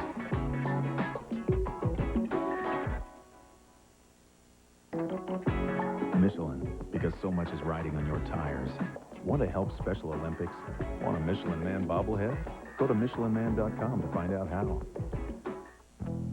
Let's say this is you, and this is your auto insurance company. You've always gotten along okay, but let's say this is Allstate. Ooh, looks better than what you got now, huh? Well, qualified drivers who call Allstate for a free auto quote can get a company this good for this kind of price. Maybe less. The choice is pretty simple, don't you think? So call Allstate now for an auto quote and find out how you're in good hands with Allstate. We are told the tarp will be removed from the field at Yankee Stadium momentarily with the rain subsiding. Yankees lead the Cardinals 3-0. Bottom of the first inning on this night after Roger Clemens earned career victory number 300 and struck out career victim number 4,000 in the same evening. What a night for Roger Clemens, and well-deserved. And the thing that's most impressive about Roger is he's still a power guy. He's absolutely as dominating now. I think he's probably more dominating now than he was early in his career. I mean, he's changed his speeds. He knows how to pitch so well. Julio Franco up the middle. Leadoff single for the Braves here in the 5th. Roger Clemens last night becoming the 21st pitcher in history as we take another look at the Franco base hit. 21st pitcher in history, Mark, to hit that 300-win plateau, and the first since Nolan Ryan 13 years ago. Well, and I think there might be one more coming. Greg Maddux is not too far behind. It is such an unbelievable deal to reach that number. 4,000 strikeouts all the same night. What a great night for Roger. Prior to Nolan Ryan in 1990, the 19th man to reach 300 is in the ballpark here today, broadcasting in the Braves radio booth. There he is, Don Sutton. And Don Sutton did it without a 20-win season. I mean, that is a feat that is mind-boggling. I mean, Rogers had, seems like about 10 20-win seasons. Here's a guy that did it without winning 20 games. Any way you look at it, 300 wins, A, you have to stick around, and B, somewhat healthy, which both these guys did, and B, be just a phenomenally great pitcher. Hall of Famers, you know, it's what Rogers done. DeRosa into right center. Cameron, one away. He's a Hall of Famer. First ballot, I don't see how he can't be a unanimous Hall of Famer for the statistics that he has. I mean, it's Nolan Ryan has some great, impressive stats. I think Roger Clemens are even more impressive. Roger now tied with Lefty Grove and Early Wynn, who finished their careers with exactly 300 victories. You mentioned Greg Maddux, who will start the game here tomorrow. 278, 22 away. I think he will be the next guy. Obviously, he's the next guy in line to get that. And then after that, you know, you got Tom Glavine at 247 and Randy Johnson 225. It's going to be difficult, I think, for those two guys to get to 300. It's not impossible, but it's going to be pretty hard road. Greg Maddux, I think, is going to be a lot for that. Vinny Castilla takes a called strike, 0-1. Randy Johnson, a guy you were traded for back in 1990.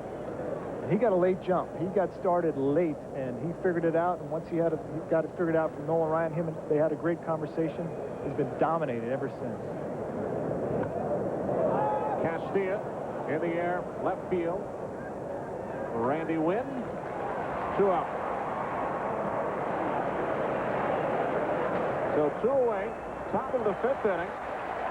Today's in-game box score is brought to you by Old Spice. Gary Sheffield drove in the only run of the game back in the 1st inning when he singled in Rafael Furcal. Julio Franco with the only other Braves hit, and that came in this 5th inning, leading off the inning. DeRosa and Castilla have subsequently flied out. And now Darren Bragg, man traded by the Mariners back in '96 to the Red Sox for today's Seattle starter, Jamie Moyer. This is a typical Jamie Moyer game. He throws strikes, he works ahead, he keeps the teams completely off balance. Bragg slices one into left. He will be 0 for his last 22 as he flies out for Randy Wynn.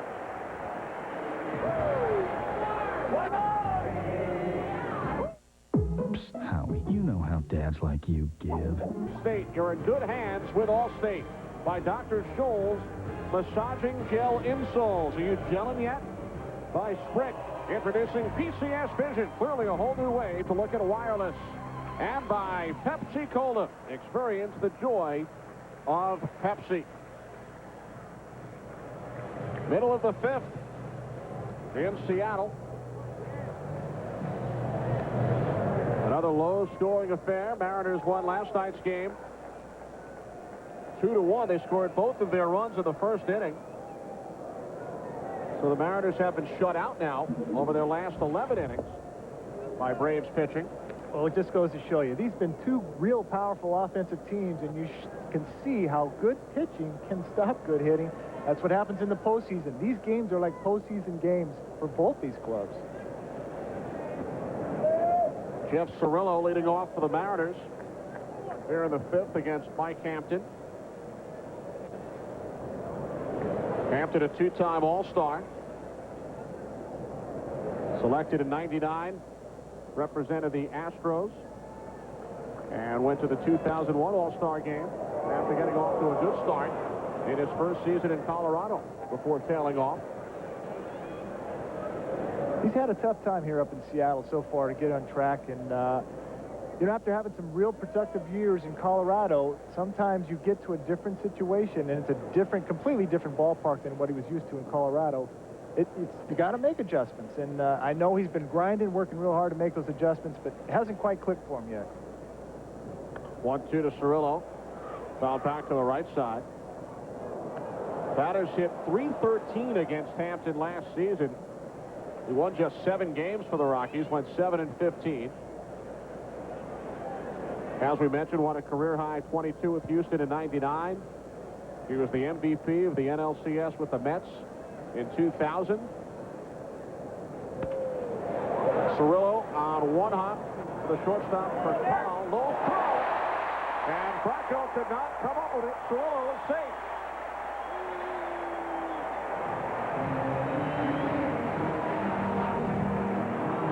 Rafael Furcal had plenty of time to make a good throw. He kind of left it out in front. Julio Franco had the stretch working. There was plenty of time. Left it in the ground. Julio Franco couldn't pick him up right there. That's a tough ball right there to handle. A short hop ball like that. Julio stayed down okay, but it hit right in the palm of his glove, bounced out. In a game like this, little things can sometimes be magnified. 16th error of the season committed by Furcal. So the Mariners have the leadoff man on now for the 4th time in 5 innings. Yet they have not been able to score a run. I'd be expecting the Mariners right here to bunt to get Cirillo in scoring position. The Braves don't expect it at all. Vinny Castilla's back. They are expecting Dan Wilson to go ahead and swing away.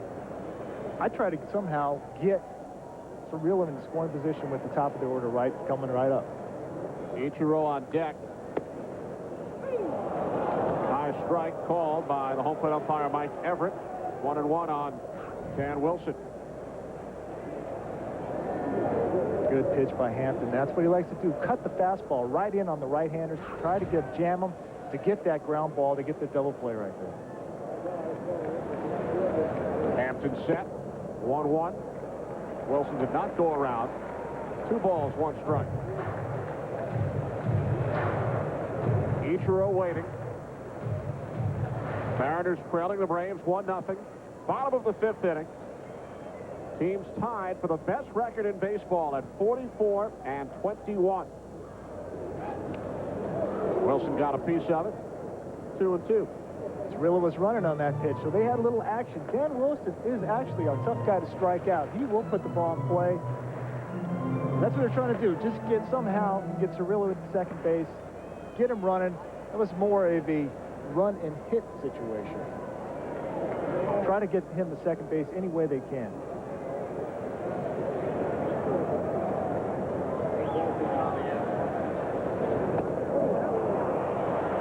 Wilson goes down on strikes. 3rd strikeout for Mike Hampton today.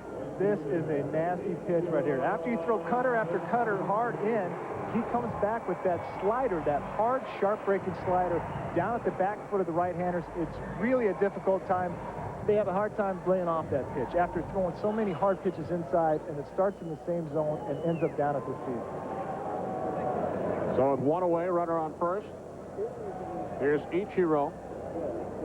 Castilla, the 3rd baseman, in on the edge of the grass. Ichiro got the bat on it, and the catch is made by the left fielder Bragg in shallow left for the 2nd out.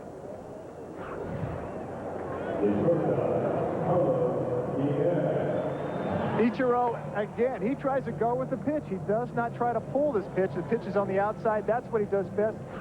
And usually, a lot of times, those little flares on the outer half will fall in for him. That one stayed in the air a little too long. Darren Bragg came in and made a nice play. So with 2 outs, here's Carlos Guillen. Mark Johnny Doppler, also known as Joe Buck, has passed the message along. The tarp is back on the field at Yankee Stadium. And we hope to hear from Johnny Doppler momentarily from New York. In all the highlights we've seen today, it's been sunny everywhere, so New York must have Johnny Doppler is killing them right now. I guess I have to fly back home into that rain tonight. Gian fouled it off his ankle. This is the hard slider down in on his feet. Watch where it ends up. Boom, right off the inside step of his foot. And you can believe it hurts. Trainer Rick Griffin out there with him right now. He's the best in the game, so he'll get the quick medical update. Bob Melvin standing right there. Maybe we'll get a little comment from Bob. He can figure out if Carlos is screaming right now, which I know he is. Bob Melvin wearing the microphone for us this afternoon. You heard from him earlier in his animated conversation with second base umpire Larry Young. Well, this is more concerned than animated on this. He wants to make sure that he's okay, and being the shortstop, it's such a critical position. You want to make sure that that foot is okay. Rick Griffin's going to check him out. Oh, that hurts. It's hurting up here.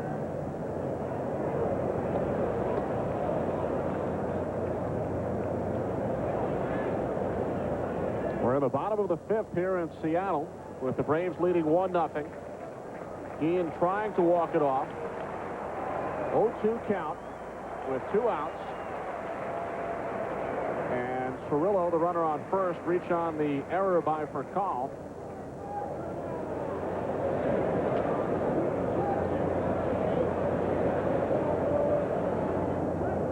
Looks like Gian wants to stay in there. The crowd's encouraging him. This is a big game, big series. You want to stay in. You really don't want to come out. In the meantime, Mike Hampton's just standing there. He's waiting to figure out what the heck Gian's going to do, whether he's going to stay in and go out. Him and Hobby are going to have a little conversation. Would delays such as this distract you when you were on the mound?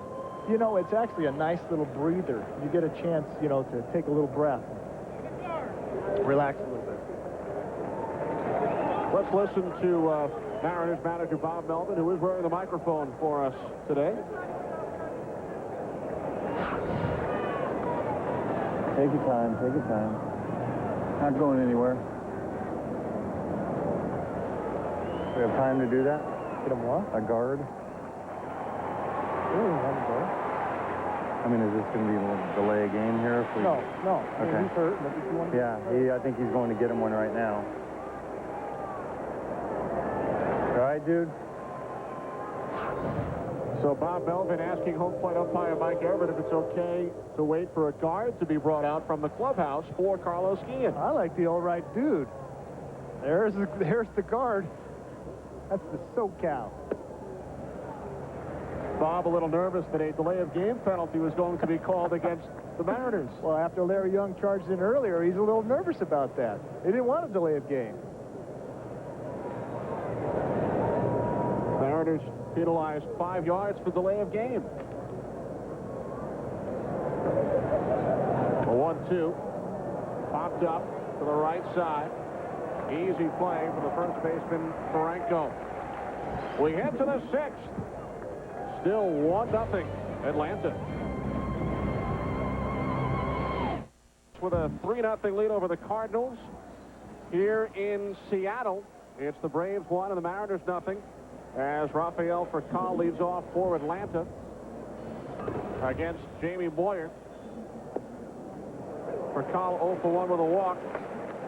Well, Johnny Doppler, also known as Joe Buck, how's the rain letting up a bit in New York?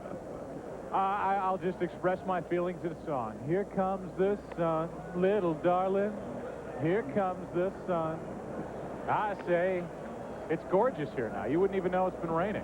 Hey, except that people are doing this. I know you know the answer to that, Langston.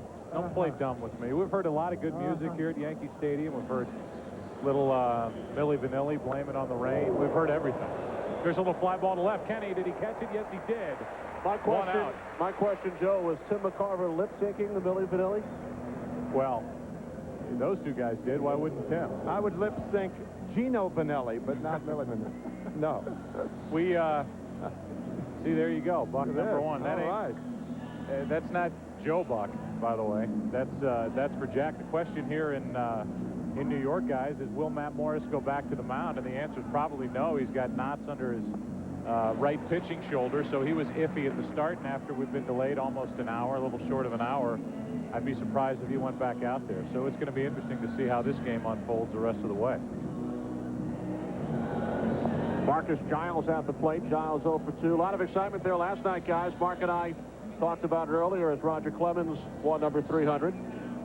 Yeah, and I think for the Yankees, it's a question of now that that's over with, you can get along to the questions of how good is this team, and is this team the type team that can win the AL East and then go into the playoffs, and we all know what they expect around here.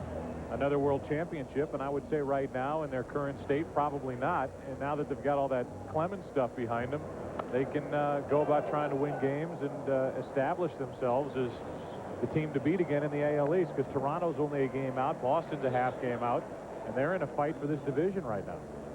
Tim, how about the Mariners? Best record in the American League. What do you think about their chances under first-year manager Bob Melvin? I said earlier in a conference call about a month ago that the Atlanta Braves were perhaps the most surprising team in baseball, and I think I'd revise that. I think Seattle's Mariners are the most surprising team in baseball. I mean, you lose a manager with the clout of Lou Piniella, and Bob Melvin has to be given a lot of credit for the surge and the staying after, particularly in their road games, one of the best road records in baseball, if not the best. Terrific ball club. Now we have a look now graphically at the Mariners record after losing. The season after losing Randy Johnson, Ken Griffey Jr., Alex Rodriguez, and now Lou Piniella, as Marcus Giles goes down on strikes. Second strikeout, Joe and Tim, for Jamie Moyer, a guy that you guys could very well see as the American League starter in the All-Star game next month in Chicago. How about that? Who would have thought, you know, how many years ago that this guy who's just flipping it up there could be as effective as he has been. We get an email. We've been doing that. I've been reading them throughout this entire rain delay, and I realize now that a lot of people don't like the way we broadcast games. But that being said, that question, I guess, Kenny, is from you, from Bergen County. I'm on a red-eye from Seattle tonight. Johnny Doppler, you think there'll be delays at Newark? I'm going to go on record, Kenny, and say no. I think the bad weather's cleared out of here. I think you'll be fine. Don't worry. Well, that's good news. I'd like to get home on time for Father's Day. Sheffield pops it up. Shortstop Bloomquist, Willie Bloomquist, makes the catch. Guys, do you mind if we take a break here, go to commercial? All right, enjoy the chicken sandwich. You gelling? No telling how much I'm gelling. You gelling? You know I'm gelling. As Brett Boone leads off for the Mariners' 6th against Mike Hampton. Hampton has shut out the Mariners through 5. He's allowed 2 singles, a couple of walks, and that has been it. The Braves have got to be tickled pink sitting over there in that dugout seeing Mike Hampton, who missed his last start, come out and do a stellar job today. 2-1 now on Brett Boone. I guess the growing seems to be fine. Hampton started the year on the disabled list with a strained right calf. Missed his last start with a strained left groin, but a solid outing so far through 5 innings. Giles to Franco. 1 out. Time now to check out the American League All-Star balloting, the leading vote-getters in the American League, brought to you by Pepsi. And we see Edgar Martinez as the top vote-getter at the designated hitter position. Ichiro out in right field. Not a surprise in either one of those. Soriano and Brett Boone, that's the good battle right there. Both players are having really big years. Brett Boone right now is having a monster year at second base. Here's Edgar Martinez, 0 for 1 with a walk. Mark leading vote-getters in the National League. Jeff Kent is the leader at second base by only 25,000 votes over Marcus Giles of the Braves. That'll be interesting. Jeff Kick, changing teams. Broken bat. What a catch by Furcal. There's an all-star play right there. That's a great play by Rafael Furcal. Hampton does his job, jams Edgar. You don't see that too often. Ball down and away, breaks his bat. Watch the play by Furcal right here. Nice jumping jack. Great play, great extension. Gotta love that. Committed an error in the last inning, but it did not come back to haunt the Braves as Cirillo was stranded on first. John Olerud 0 for 2. Mike Hampton seems to be in such a nice groove right now. He's got command of all of his pitches. He's hitting his spots. He's working ahead. 1-1 now on Olerud. Numbers on Hampton, 87 pitches through 5 2/3. On a guy they weren't quite sure how it was going to turn out today. Had a growing problem. Inside to Olerud. It was fun chatting with Joe Buck and Tim McCarver from Yankee Stadium. If this little sportscasting thing does not work out for Joe in the long run, he could become a meteorologist. His new nickname, Johnny Doppler. I love it. Charging is for Call. And he fires the first to throw out Olerud. Another 1-2-3 inning for Hampton. 6 in the books from Seattle. With home field advantage in the World, which they don't even offer, and driven by $1,500 in package savings. The Subaru Legacy Special Edition. Subaru, driven by what's inside. Available now with 0% APR financing and up to $1,000 in factory-to-dealer incentives. Thank you for making the 10 o'clock news your #1 choice for news at 10. Impressive performance by Mike Hampton. He has shut out the Mariners through 6 innings. Braves leading 1-0. Andrew Jones in to face Jamie Moyer. Jones has grounded into 2 double plays. Mariners came into the game leading the American League in defense. And they've turned 2 double plays with Andrew Jones at the plate. About that back-to-back. 72-mile-an-hour changeup comes back with an 82-mile-an-hour gas on the inside part of the plate. Like Hampton, Moyer has allowed only 2 hits today. He's the only 10-game winner in the major leagues. He's never been to an all-star game. If he is selected this year, he would become the 2nd oldest first-time all-star. As Jones pops it up to the right side. Olerud hauled off by Boone. 1 away. Well, Mark, in the World Series, as you know, home field advantage means everything. Now, for the first time ever, baseball's best square off to determine which league gets home field advantage come October. It's Major League Baseball's 74th All-Star Game as the brightest stars gather, but this time it's for more than just bragging rights. This time it counts. The 2003 Major League Baseball All-Star Game, Tuesday, July 15th, only on Fox. Javi Lopez off the glove of the third baseman, Cirillo. So the Braves have a 1-out base runner as we check in down at the Fox Network Center in Los Angeles once again with Jeannie Zalesko. Well, guys, I don't need to tell the Mariners about these pesky Expos. Now working over the Oakland A's. Top 3, Jose Macias singles. Orlando Cabrera scores from second. It is 3-0. Expos, top 4. And prior to heading down to Oakland, the Expos, Mark, won 2 of 3 right here in Seattle. And the Mariners were completely impressed by the young Expo team. That's a hard-hit ball on a bright, sunny day. That's a tough play by Jeff Cirillo. That ball was on him in 2 seconds. He had no chance to make a play there. So an infield hit for Javi Lopez, only the 5th hit of the game combined. Speaking of the All-Star game, Julio Franco, a 3-time All-Star, played in the Midsummer Classic in 89, 90, and 91. In fact, he was the All-Star Game MVP way back in 1990. Julio Franco, at his age, 40-something, we'll call him 40-something. We're not quite sure. We know he's older than you, but we do not know the exact age. Exactly. We're still investigating. Maybe Mr. Doppler could track that down. But he's still absolutely a productive player. Be hitting fifth in a lineup with as much power as the Braves have. That tells you what a great offensive player he still is.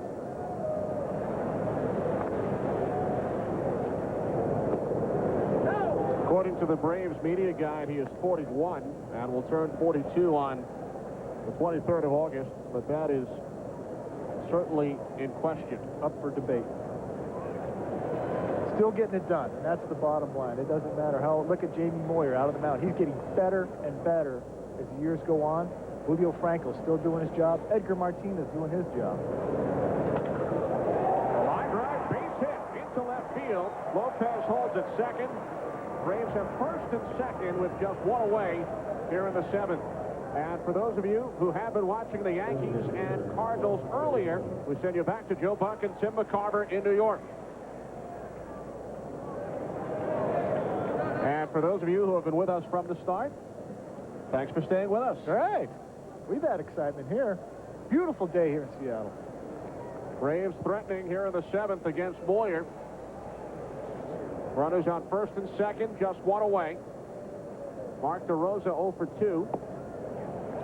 By the way, Mark, in case you were wondering, and I know you were, who the oldest first-time All-Star in history was, as you check out the base runners, Lopez and Franco, Satchel Paige, back in 1952. DeRosa into left. Wynn backpedaled. Now comes in a couple of steps. 2 away, runners home. Satchel Paige of the St. Louis Browns went to the 1952 All-Star game, his first. At the age of 46, Jamie Moyer would become the second oldest first-time All-Star. Wow. And he's deservingly so. I'm sure he'll be on that team. And at the way he looks right now, he might be a guy that may start. So how about that? Your first All-Star game potentially could be starting. What a great thrill for Jamie. And this is, I think, the innings right here, late in the game with guys on base. This is where Jamie Moyer shines, I think. He changes speeds. He keeps these guys off balance so well. Well, 61% of our viewers feel the Mariners have a better chance of getting to the World Series than the Braves. 39% went with Atlanta, which means we probably have higher ratings in Seattle today than Atlanta. Well, that's one way to look at it. Another way to look at it is Seattle Mariners are a very talented team. They play great defense. Defense and pitching will get you where you want to go.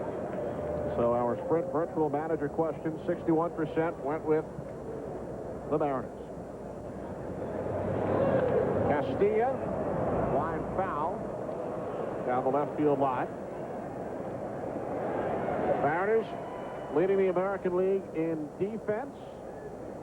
Fewest errors in the majors, only 26 in 67 games. And they've turned a pair of double plays this afternoon. Anything in the air in their outfield is so fast. Every one of their guys in the outfield could all play center field, I think, for any team. Foul back, just underneath us.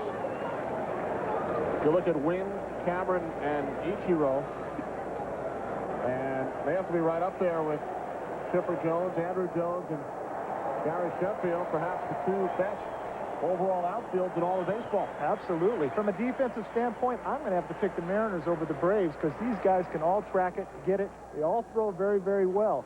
From the Braves, the offensive standpoint, the Braves obviously have the power, and with those guys out there in the lineup, they have some serious, serious pop. That'd be the difference. Defensively, as a pitcher, I want those guys, the Mariners that they send out there. They can go snag the ball. And the Braves, as you saw, obviously a very tight group. Very tight group. Moyer looking in, getting set for the 1-2 to Castilla. Just missed.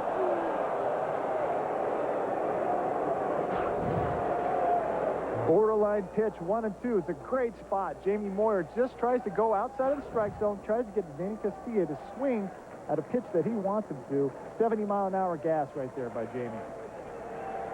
I expect to see something in the low 70s coming right here. First and second, 2 away. And now time called. Bobby Lopez, the runner on second. Julio Franco on at first. Back-to-back one-out singles, and then DeRosa flied out to left. Castilla stands in, awaiting the 2-2. Full count. What do you look for here? Well, that is the beauty of pitching right there. He had him set up for something off speed, and that was planted in Vinny Castilla's mind, and he showed him something different, try to pound him in hard again. The great thing about Jamie, he will throw a 3-2 changeup. He's not afraid to change and go that direction either. I expect to see something really slow here. Playoff pitch to Castilla. And Moyer issues his 4th walk of the afternoon. So the Braves have loaded the bases.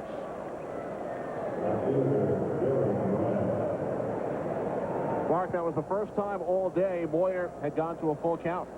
Yeah, he's been doing a real good job of keeping him off balance and throwing strikes and getting these guys to hit the ball and put it in play.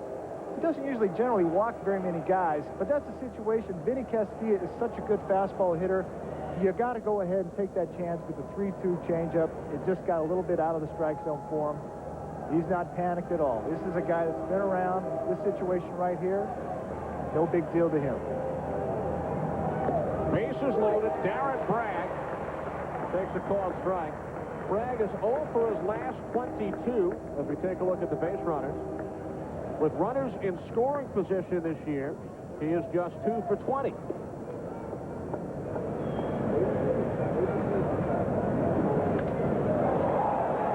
Bragg with a base hit behind second.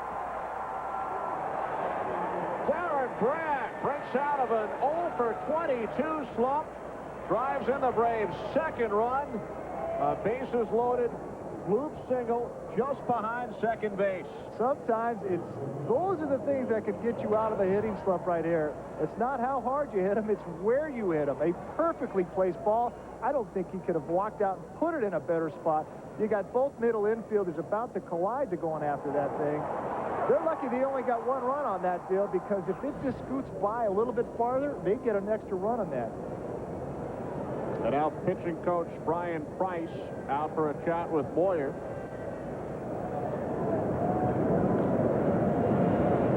He's going to go out there and talk to Jamie. He knows Jamie is still in control of this ball game right here. Just going to give him a little breather, talk to him about the situation. This gives Bob Melvin a chance to get his bullpen up, get them in running. And you saw Giovanni Carrara up in the Mariners' pen. Gives the umpire a break too. He gets to come out and take a little breather. I'm sure Jamie. 92 pitches. That's right in the zone where Jamie, they're going to start paying attention. As you can see, the percentage is actually very, very good. And there's John Schmaltz. One of the main reasons the Braves have won their last 95 games dating back to last season, when they lead after 7 innings. 33-0 this year. First pitch to Furcal is ball 1. One of the best starting pitchers to probably play the game of baseball. Now, I think he is the best closer in the game of baseball. The Braves have the numbers to back that up. John Smoltz in the game, as good as anybody in baseball. Catching the outside corner, 1-1. Smoltz, National League record, 55 saves last season. Still sitting in the dugout. Yes, 25 so far this year. He's got that part down for being the closer. Sits in the dugout till 8th inning. Furcal with the bases loaded into shallow right, coming on as Ichiro. But the Braves add a run on 3 hits and a walk. 7th inning stretch time. It's 2-0 Atlanta.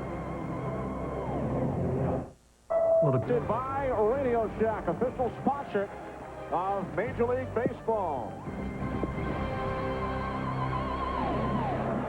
Braves now lead 2-0. Mike Hampton sailing along, has not allowed a hit since the 2nd. He's retired 12 of the last 13 Mariners he has faced. The only Mariner to reach during that stretch, Cirillo reached on an error. as Cameron grounds out for the second baseman Giles, one away here in the Mariners' 7th. You got to love that as a pitcher late in the game to have guys swing at the first pitch, hit it right at somebody, get an easy out. They would love him to go just a little bit deeper in this game as they get closer and closer to John Smoltz. The Braves are very, very impressive when they get the lead late, especially the way John Smoltz is dominating. And now he's down there. He has made his way out. Randy Wynn, 0 for 2. He's grounded out twice. In fact, 10 of the 19 outs have been ground outs against Hampton. And that's what you'll see. You'll see that cutter that jams guys. That'll hit the ball on the ground. He's got the nasty slider that comes down and in. It's hard to get that ball in the air. 1-1 now on Wynn. Mariners only 5 base runners today. 2 singles, 2 walks, and 1 Atlanta error. Cirillo on deck. Only 1 Mariner has reached third base, and that was Ichiro back in the 3rd inning when he stole third, but was stranded. 1-2 now on Wynn. Hampton's longest outing this season as a Brave, 7 innings. He's done 7 innings twice. Pitching into the 7th this afternoon. Pitching's all about getting on a roll, and he is in such a nice groove right now. He's got his release points all down, and now it's just automatic for him. Moving to his left for Cobb. 2 out. Time now for today's game summary, brought to you by GMC Professional Grade. Braves with a run in the 1st, a run in the 7th. Only 7 hits in the game combined. Hampton sailing along. Sheffield and Bragg with the RBIs. Something the Braves are very excited about, to see Mike Hampton go out and pitch the way he's capable of pitching, keeping a very positive and powerful Seattle Mariner lineup off base.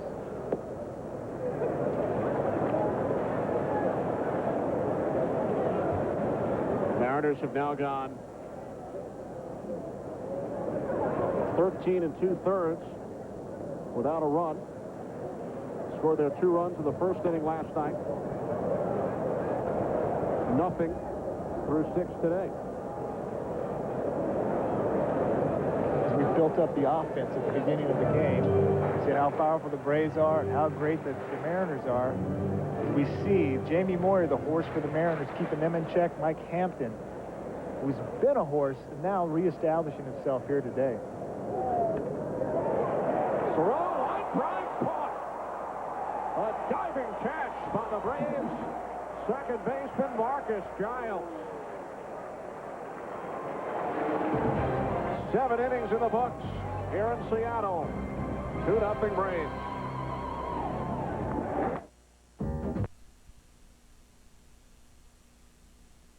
Rob Jeff Cirillo the base hit moments ago, and now Giles flies out to the left fielder Randy Wynn, leading off the 8th.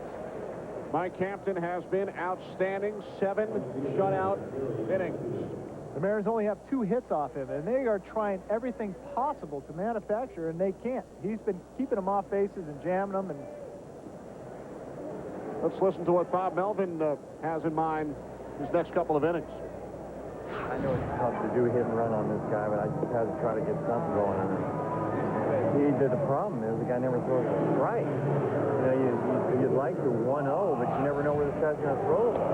I did it on Carlos, too, and he threw a ball this far off the inside corner. It was a tough pitch you had to handle, too. You can see he's frustrated. He's trying to manufacture, get something going against Mike Hampton, and Mike Hampton has been nothing but nails. And that's what your job is as a pitcher, is to jam guys, keep them off balance. If you don't have to throw strikes, don't throw strikes.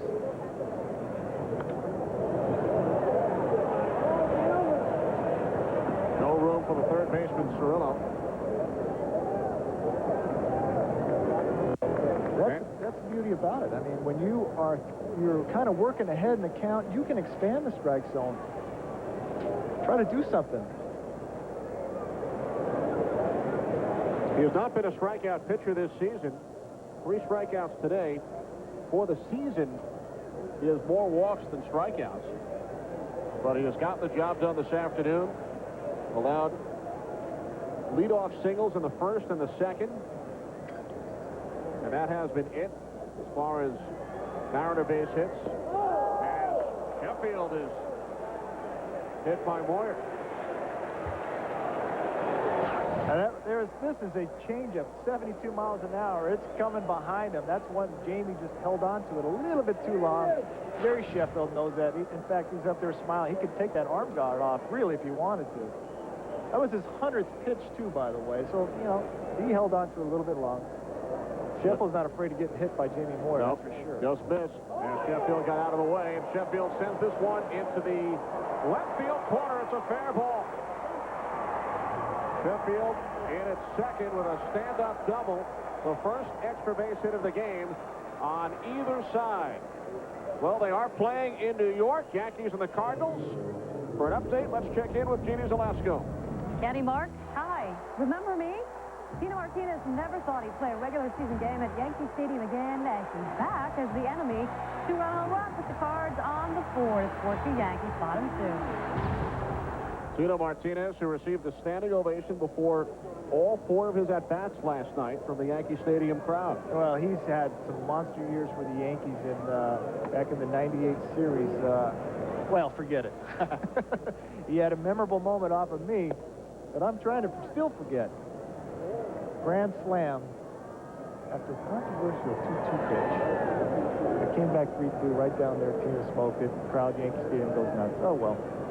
And then, of course, when Jason Giambi became available prior to last season, Tino Martinez became an ex-Yankee.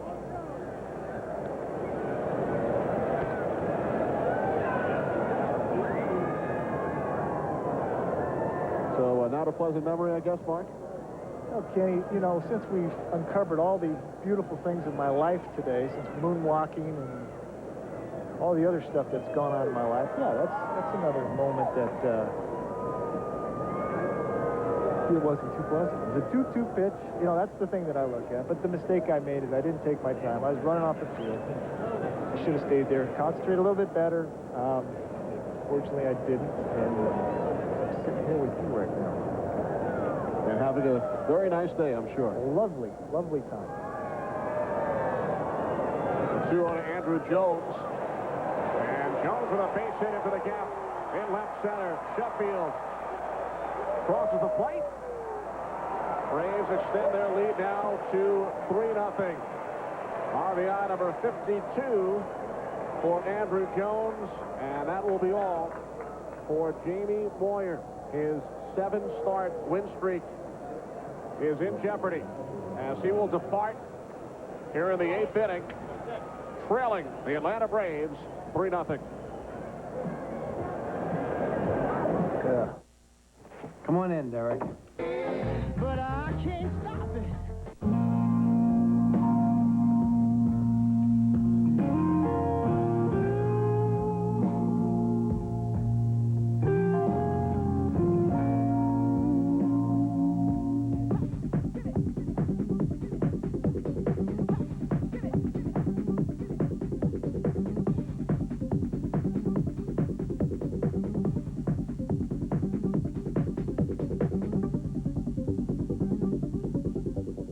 Lori thinks her boyfriend is cheating on her, so she's hired a gorgeous model to test his fidelity. Nicole, what's going on with me? Yeah, drinks. Everything's fine with me. Busted. The new series, Anything for Love, premieres at 9/8 Central Monday on Fox. 3-0 Braves as Jamie Moyer exits after going 7 1/3, 104 pitches, allowed 7 hits, 3 runs. He is responsible for the base runner Andrew Jones as 35-year-old right-hander Giovanni Carrara, who spent the last 2 years with the Dodgers, comes out of the pen for the Mariners. Jamie Moyer did a great job. Unfortunately, Mike Hampton is absolutely on top of his game. Usually 3 runs, you feel pretty good about that, but not in a day like this. Hampton's been dealing.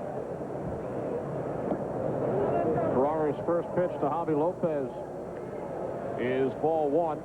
Lopez 1 for 3, an infield hit in the 7th, came around to score the Braves' 2nd run. Braves with a run in the first, the 7th, and the 8th. Mike Hampton working on the shutout. Ferrara missing away, 2-0. The new MLB Authentic Collection Performance batting practice jerseys and caps are here. Now, anyone can get them. Just visit MLB.com. 2-0 count on Javi Lopez. Ferrara missing high, 3-0. Crowd getting a bit frustrated. Yeah, they can't afford the Braves to score too many runs. They know that they've got a strong bullpen also. So they've got to keep this game right here. I wouldn't be surprised. Bob Melvin's not going to let this game get too far out of hand. They got to keep it close. Give themselves an opportunity.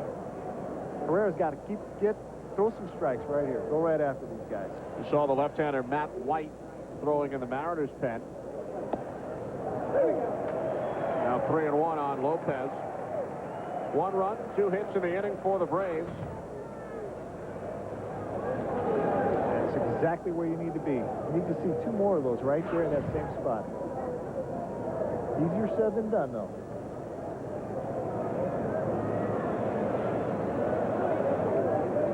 Ferrara set. 3-1. Missing low and away. Ball 4. So the Braves have runners on first and second for Julio Franco. You know, that's not a bad play there anyway, though. You got the open base. Javi Lopez has been one of the hot hitters for him. Now you got a chance to get a ground ball double play, get yourself out of the inning. So you wasn't trying to pitch around him, but in fact, it's not a bad play. Andrew Jones and Lopez, the base runners. Ferrara getting set to face Franco, who has 2 of the Braves' 7 hits today. Strike called, 0-1.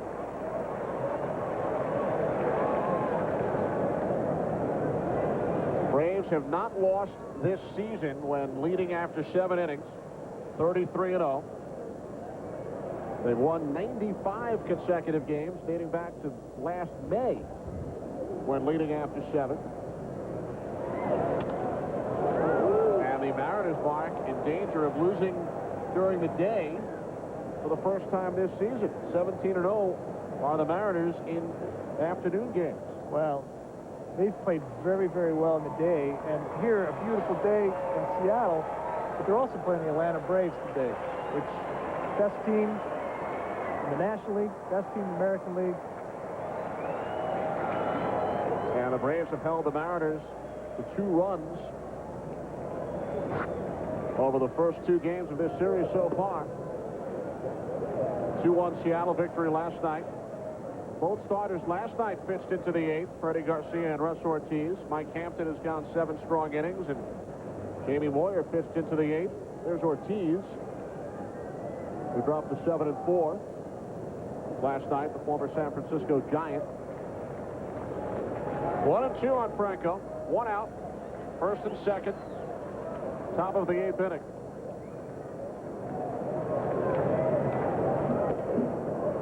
Now 2-2 with Mark DeRosa waiting on deck. That's not a good spot for a pitch right there. You want to keep the ball down and have Julio Franco try to hit the ball somewhere on the ground. Hopefully one of the middle infielders when they get that double play turn. You get the ball up to Julio Franco. He's got the capability to hit it in the gaps, either right center or left center.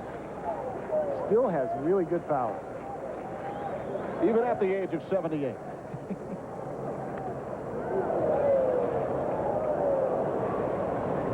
You know, it's interesting seeing Julio Franco's stance. It hasn't changed since he first came into baseball. He still carries his hands, waves the bat. It's pointing almost directly at the pitcher.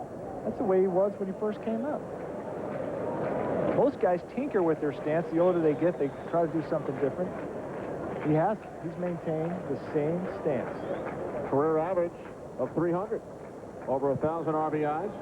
He'll point that bat right at the pitcher. He did that when he was a young rookie, and he's still doing it 40, 1, 2, 3. Maybe. Something. There it is. his Major League debut in 1982 with the Phillies. You can see how cocked. You think you can jam him with a fastball in when he's got his hands so high like that, but watch his hands will drop as the pitch comes. Perfect hitting position right there. That's an off-speed pitch. You got out just in front a little bit. You think you can get him inside? Go ahead and try it. He will hurt your feelings quickly on a ball in on him. And he's been all over the globe between 98 and 2001. He played in Japan, Mexico, Korea, before returning to the majors late in the 2001 season with the Braves. First and second, one out. The 2-2 from Carrara, missing low and away, and the count is full. He's picking you, so there's not a time to pick. You're already down by 3 runs. You have to go right after these guys. You want Julio Franco. He doesn't run very well. You want him to get the ball, hit it on the ground, try to get that double play. Walks will kill you right here.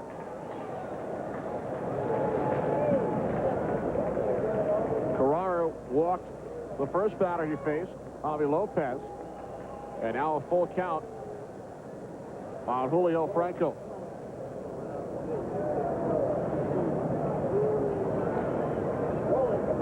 Runners go. Pitch outside, ball 4, second consecutive walk issued by Carrara. And for the second straight inning, the Braves have loaded the bases. Well, the Mariners are digging themselves a hole right here. Still the ground ball can get them out of this, but now you got a guy at third base. A fly ball scores it. Something as simple as that will score a run. That's what happens when you get behind and you walk, especially against a great offensive team like the Braves. You cannot pitch behind you. You cannot give them an opportunity to eliminate pitches.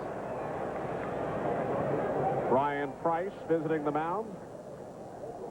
Braves loaded the bases in the 7th, scored 1 run when Bragg drove in Lopez with that loop single just behind second base into the shallowest portion of center field.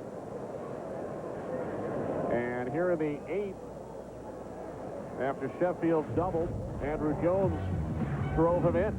Next week, Fox Saturday Baseball returns with exciting interleague play between bitter crosstown rivals. The Yankees and Mets will get together. Some of you will see the Angels, the defending world champions, as they take on the Dodgers, plus other regional action. It all begins at 12:30 Eastern and Pacific, right here on Fox. Mark DeRosa with the bases loaded takes a called strike, 0-1. Well, that's going to be a big game in Anaheim next week because it's a bit of rivalry between those two teams. Even though the Angels are world champions, they still don't get the respect the Dodgers have. That'll be a great fun game next week. Dodgers, second place in the NL West, 3 games out.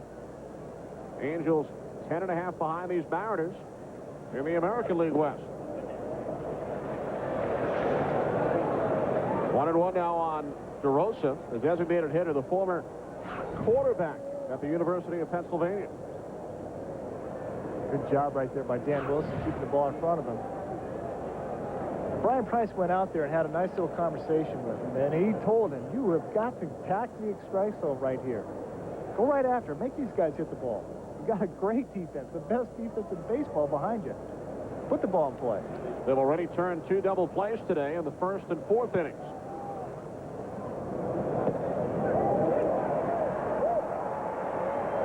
DeRosa behind now. 1-2. It's a little slider on the outer half of the plate. Great spot. This is where we had Julio Franco 1-2 and ended up walking him. He has to continue to pound the strike zone right here. They can put the ball play, get your double play. Carrara on in relief of Moyer. Bases loaded, 1 out. The 1-2. DeRosa got the bat on it. Stays alive.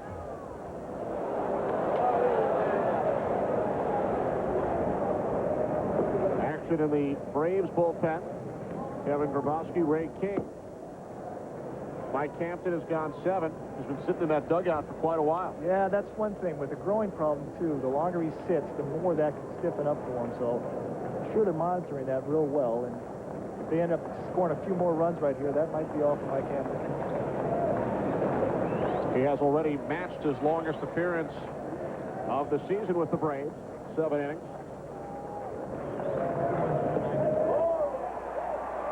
Two out. As DeRosa goes down on strikes for the second time today. That's attacking the strike zone right there. You're ahead in the count.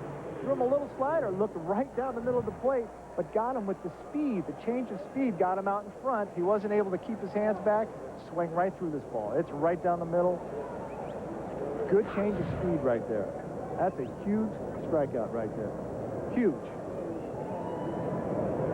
So with 2 away and the bases loaded, Vinny Castilla, who has walked twice today and fly to left. Chipper Jones, bothered by that left wrist problem. He's had trouble swinging from the right side against left-handers. That is why he was not in the starting lineup today against Jamie Moyer. Chipper 0 for 3, struck out twice last night.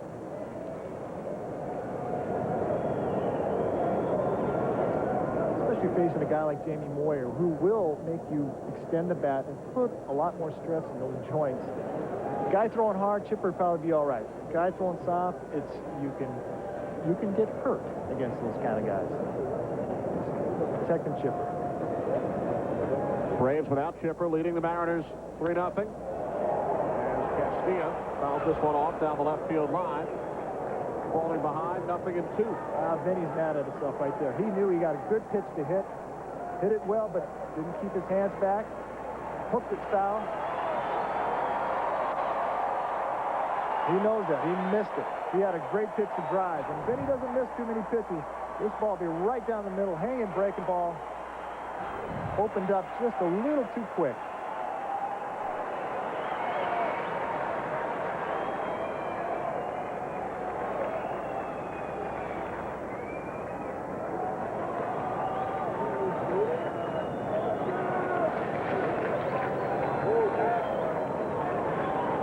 Ferrara set. The 0-2 to Castilla, way outside. Now 1-2. Now 1-2. This is the payoff pitch right here. This is the action pitch. This ball it was supposed to be up probably over the middle of the plate, overthrown. Dan Wilson had to make a snag. This is the pitch you want to get the out right here. 1-2. This is the action pitch. You don't want to get to 2-2 and let Vinny start sitting on certain pitches. He still has the advantage right here. Probably a little slider on the outer half of the plate.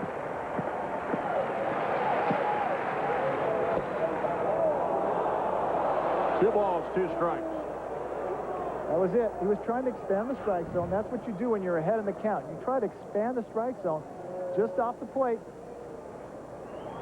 Then he had good discipline. And when you can lay off those pitches, now he's going to start getting the counts where he can start sitting for a fastball.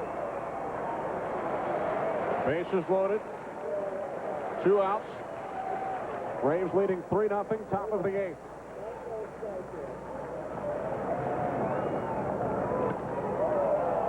In the air. Center field. Cameron. So the Braves, for the second straight inning, load the bases, but score only 1. Presented by Radio Shack is brought to you by Sprint. Introducing PCS Vision, clearly a whole new way to look at wildness. By Black & Decker. Black & Decker does it better. By Michelin, because so much is riding on your tires. And by Old Spice. Spice things up. Beautiful afternoon in Seattle. Roof open at Safeco Field. Over 45,000 in the stands. Kenny Albert with Mark Langston.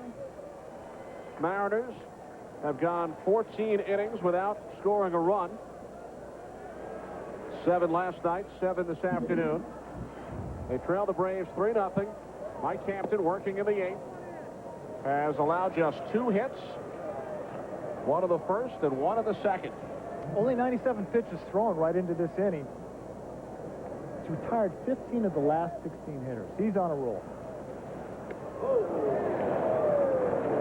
The only Mariner, as we take a look at Hampton's line, only Mariner to reach during that stretch. Jeff Cirillo on the Fertal error in the 5th. They're going to watch him closely. He sat down a long time that last inning, so they're going to monitor that. They see 3 balls nowhere close. When you think about it, last 2 innings, the Braves loaded the bases, sent a lot of men to the plate. When you're coming off an injury, too, those type of things, when you sit down in the dugout, they can tighten up. 3-1 on Dan Wilson. Wilson 0 for 2 today. Ichiro on deck. Ichiro with one of the Mariners' 2 hits. A leadoff walk. Wilson on to start the 8th. Bobby Cox probably won't stay with Mike Hampton too long. He's pitched so well today. See Leo Mazzoni rocking, doing his thing. Bobby Cox is starting to pace a little bit. Braves are so good with their bullpen late in the game that they're not going to let Mike Hampton get too far. Bobby Cox walking out to the mound. Hampton has now walked 3 Mariners. Allowed just 2 hits. No runs through 7. Well, Bobby's probably going to go to the bullpen right here. He's going to bring the lefty in. So a tremendous effort this afternoon by Hampton. He leaves with a 3-0 lead. Make sure you pull your hat down real low where all you can see is the catcher. Take your shoes and you want to point them directly south. Through programs like RBI and Rookie League, they bring baseball and softball to kids around the world. What are you doing, dude? You can't move the shoes. When you're the pitcher, you're in charge. Show no fear. Keep the hitter honest. Together, they create a positive place for kids. Counts.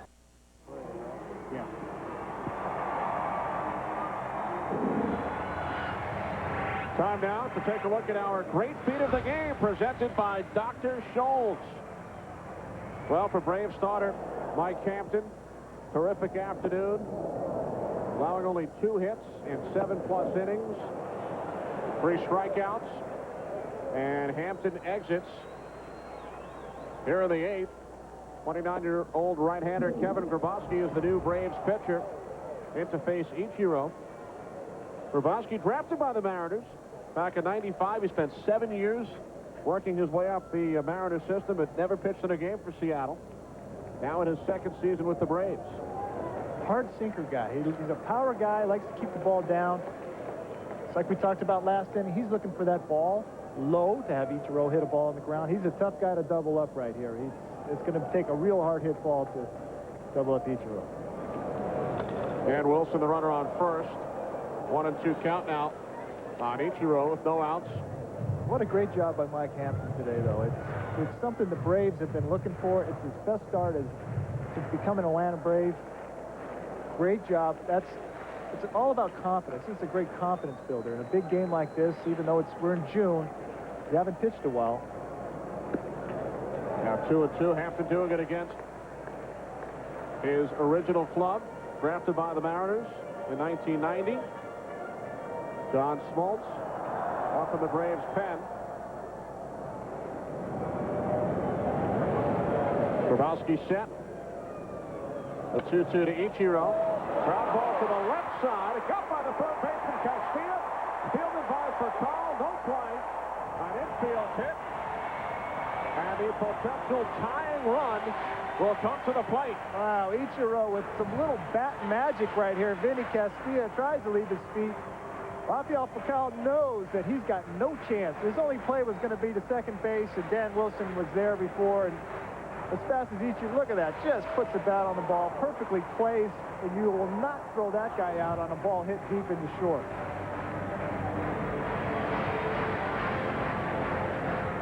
Second hit of the game for Ichiro. And now Bob Melvin will send up a pinch hitter, Mark McLemore, the 18-year veteran, to bat for Willie Bloomquist. Well, he's a veteran player. He knows these situations about as well as anybody in the game. His job is going to try to get the ball in play and move these guys up. If worst case scenarios, get these guys in scoring position to get something on the board, get their offense started. First and second, nobody out.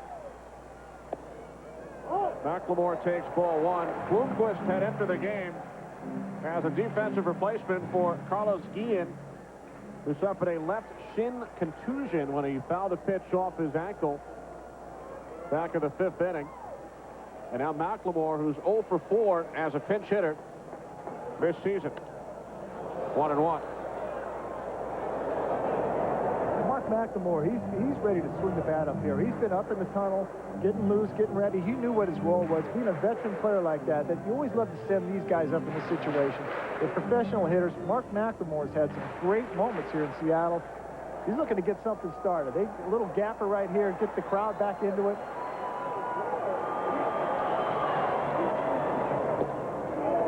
Outside, 2-1. Grabowski on in relief of Hampton, who pitched into the 8th. Wilson on second. Ichiro takes his lead off first. McLemore from the left side, batting just .204. Ground ball to the right side, kept by Giles into right field. Wilson holds at third. The Mariners have loaded the bases. They're at the bottom of the 8th inning, trailing by 3. Great piece of hitting by the veteran Mark McLemore. Slaps the ball on the ground, gets it through the hole. Marcus Giles makes a great play, just trying to knock it down. Couldn't do it. Dan Wilson's going to come and take a quick peek. He knows that it's important. Do not get thrown out in this situation. Bobby Cox to the mound. Bases loaded. Here comes Smoltz. This summer, Fox is sending 11 sexy singles to live in paradise, where you gotta be. You've seen them strut their stuff. Mike Hampton pitched to Jem. However, he will need some help from John Smoltz, who comes on in the 8th inning with nobody out. Check out that ERA. 25 saves. Tied for the Major League lead with the Dodgers' Eric Gagne. Smoltz out of the pen with the bases loaded and nobody out. Brett Boone at the plate. Wow, Bobby Cox is treating this like it's an October game. Bringing Smoltz in the 8th inning. You don't see that happen very often. It's, you know, they have a late game tomorrow, so they feel pretty good about bringing him in. Smoltz facing his former teammate, Brett Boone, who's 0 for 3 today. And lifetime against Smoltz, you saw the numbers, just 3 for 26. Mariners unbeaten during the day. Wilson, the runner, on third. Ichiro takes his lead off second. McLemore following his pinch single on at first. Mariners have not scored in 14 innings. They trail the Braves here 3-0. Big swing, 0-2. Wow, 97 mile an hour. Power versus power. You love those matchups right here. This ball is just blown right by him. It's a great location. Ball up at 97 miles an hour is very difficult to catch up to. John Smoltz, 66 for his last 68 in save opportunities. Outside boost. 1-2.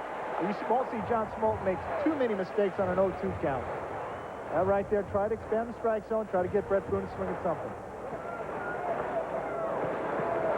Last April and May, 14 of 17 with a high ERA. And the numbers since then, brilliant. Boone, the deep center. Andrew Jones. Here comes Wilson. Ichiro moves to third. Now 3-1 Atlanta. Sacrifice fly. Team leading 52nd RBI for Brett Boone. Brett Boone does his job. He's trying to get the run in. He thought that he got that one right there. He was extended. He's a great fastball hitter. Let's see his reaction. Head down on the ball. He's kind of saying he got that ball. Hit it good. Not that good. That's the deepest part of the ballpark. So that run is charged to Hampton. The current base runners, Grabowski's responsibility.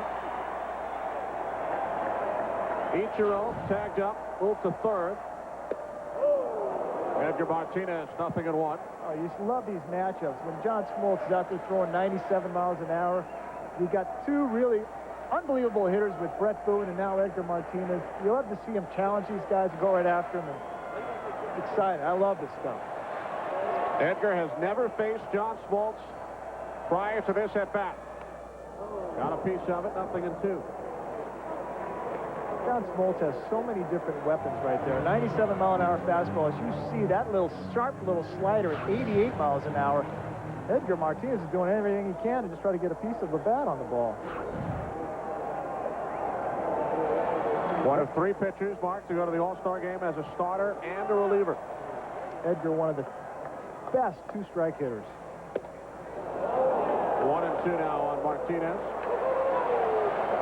Ichiro, 90 feet away. McLemore at first base.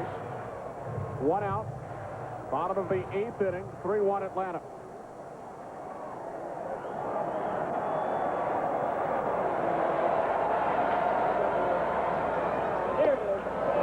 Two and 2. 4:07 with runners in scoring position. Edgar, I've said it all day long. He is about as consistent as your mail coming to you every day. Even on Sundays.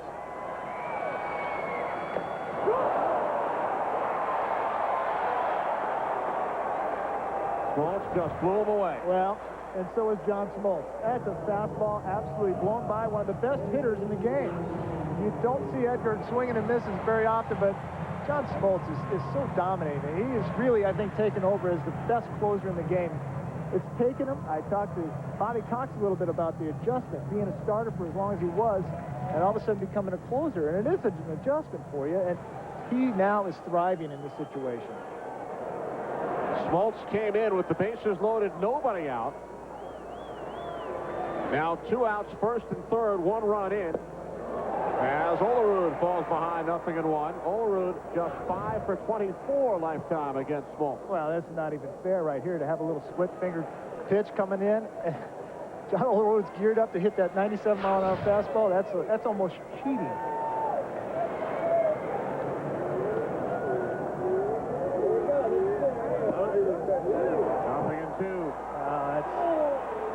To be able to do that, that shows you the ability of John Smoltz. I mean, that comes back to the starters days, you know.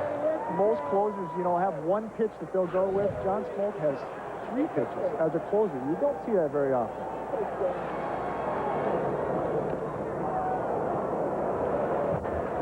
3 in a row, 3 off-speed pitches in a row.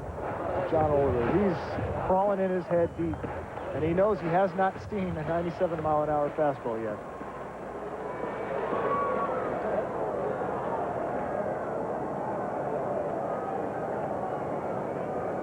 The 0-2. Thompson charging as the shortstop for Carr from the second base side. He throws out Olerud. So the Mariners score 1. Hampton still in position for the victory. You gelling? No telling how much I'm gelling. You gelling? You know. Seattle, Mark McLemore, who pinch hit, remains in the game at shortstop for the Mariners. And the new pitcher for Seattle making his Mariners debut, acquired from the Red Sox last week, 25-year-old left-hander Matt White appeared in 3 games with Boston this season. They drafted him in the Rule 5 draft from the Cleveland Indians. So White to make his Mariners debut here in the 9th, trailing 3-1. Well, it's his job right now is to keep the game right where it is and give their offense a chance, even though John Smoltz looked very impressive there in the 8th inning to come in there and get out of a bases loaded, nobody out situation. And you know, his job right here is to keep this game right where it is. Darren Bragg leading off for the Braves in the 9th. And he bunts in between White and the second baseman Boone. Bragg, one of the Braves heroes today, drove in their second run back in the 7th inning, breaking an 0 for 22. Well, he's trying to push it, but he didn't want to get it in the air as much as he did, and he was fortunate that it just got enough by the pitcher. And once the ball gets by a pitcher right there, Brett Boone's got no chance. Perfect placement by Bragg, Mark, in each of his last 2 at-bats. Perfectly. He broke out of the slump. And now for Call. Bunts, foul. White stumbled off the mound. Yeah, he slipped and fell. He was trying to go get that bunt. He knows it's a bunting situation right here. He came trying to push off the mound quickly. That's too much torque right there. Ooh. I'm gonna go check, see if he's okay. He landed awkward right there. So Brian Price will head out, make sure that Matt White is all right. Trainer Rick Griffin's been busy today. Carlos Skeens suffered that left shin contusion earlier. Let's take another look at it at full speed.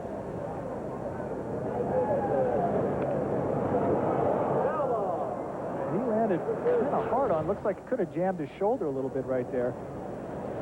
Kind of got his feet tangled up going after him.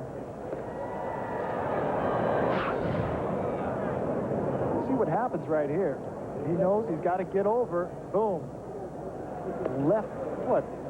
He lands right on his left arm, his throwing arm. Could have jammed his shoulder. That's a real awkward position right there. Didn't look like it felt too good. We're going to give him an opportunity to see if he's all right. Not what Matt White had in mind in his Seattle Mariners debut. Well, he wants to show him that he can get out there and do the job, and that's the last thing you want to do is come over and get hurt your first time out. Acquired a week ago Friday by the Mariners from the Red Sox. And it looks like White will remain in the ballgame. Well, you can expect Rafael Furcal to try to bunt again. What you want to do is bunt it up the first base line, make the first baseman field it, get the guy in scoring position. And I guarantee it, he's probably going to be doing it again. Furcal 0 for 3 with a walk. Walked and scored the first run of the game back in the first inning. Braves with a run in the first, the 7th, and the 8th. Mariners scored in the bottom of the 8th. Furcal swinging away. McLemore, the second for one. And then Boone had trouble getting it out of his glove. So the Mariners get the lead runner. One away, and Furcal on at first. It's the old fake bunt slash deal. Mark McLemore made a nice play. Brett Boone kind of bobbled it a little bit, and with Rafael Furcal running down the bases, if you bobble, you will not get that guy. He's incredibly fast. You could see as soon as Boone bobbled, he knew better than try to rush the throw. Totally different look, as you can see. Bobble, step off the bag, get you out. You'll be all right. And like Ichiro, Mark, Rafael Furcal has not grounded into a double play all season. Furcal in 274 at-bats. Not grounded into a double play. Well, speed is something you can't teach. Marcus Giles fouls it off down the right field line. Giles 0 for 4 today. We mentioned he's second in voting behind Jeff Kent among National League second basemen. Braves had not sent a second baseman to the All-Star game in 20 years. Their current first base coach, Glenn Hubbard, the last Braves second baseman to go to the All-Star game. There's Glenn. 0-2 on Giles. Well, he's having a big year for him. Again, hitting in the 2-hole, you've got to be able to move the ball around. If Furcal on base, you want to get him in scoring position. See if you can do something with it. He's not afraid to swing the bat either, that's for sure. Gary Sheffield waiting on deck. Sheffield with 2 hits, a run, and an RBI today. Braves leading 3-1. Winner of this game will have the best record in the majors.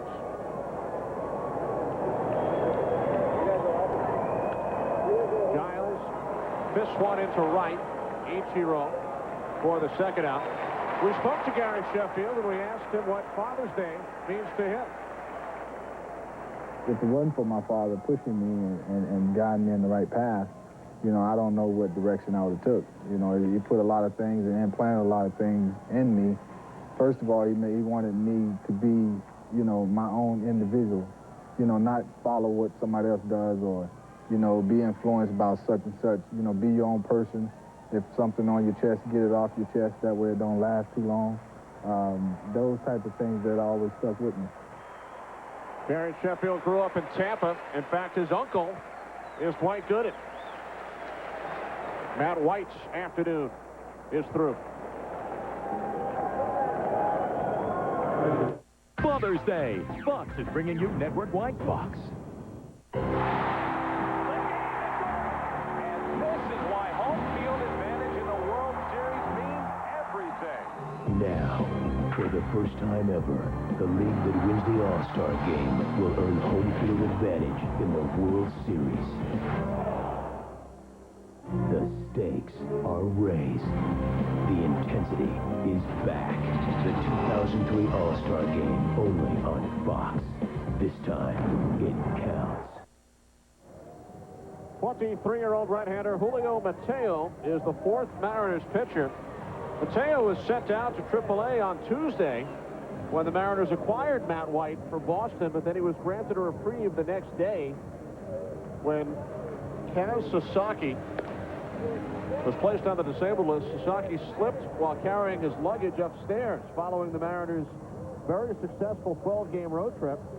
So Sasaki went on the DL, and Mateo stuck around here in Seattle. Well, if it was a 4-day road trip, he wouldn't have probably got hurt. But 12-day, there's a lot of clothes involved in that. A lot of luggage.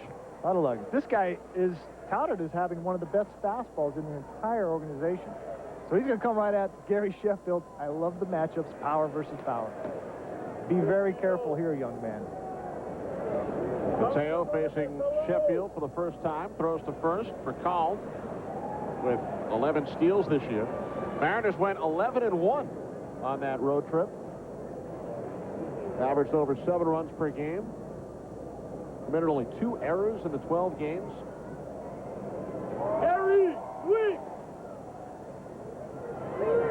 However, they have come home following the 11-1 trip. Lost 2 of 3 to Montreal. Won last night 2-1, and trailing this game 3-1. Check out Freddie Gonzalez, the Braves' third base coach, with Sheffield at the plate. You don't think he's got quick hands? Check out where he's positioned. Basically in the stands. Cirillo double clutch, and then got it over to Boone. We head to the bottom of the ninth. Mariners need at least 2. Make comedy. Dad, I just want to wish you a happy Father's Day. We're having fun here at Safeco Field. Wish you were here.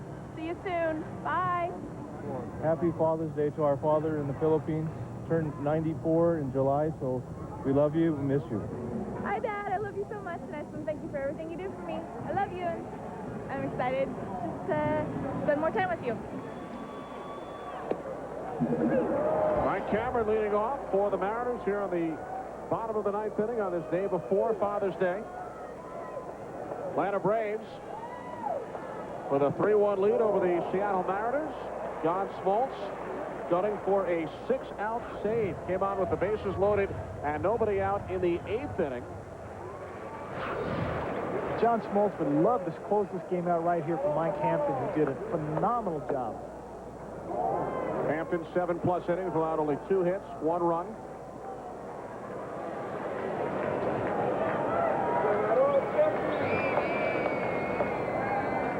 We welcome those of you who have been watching the Dodgers and the Indians or the Yankees and the Cardinals.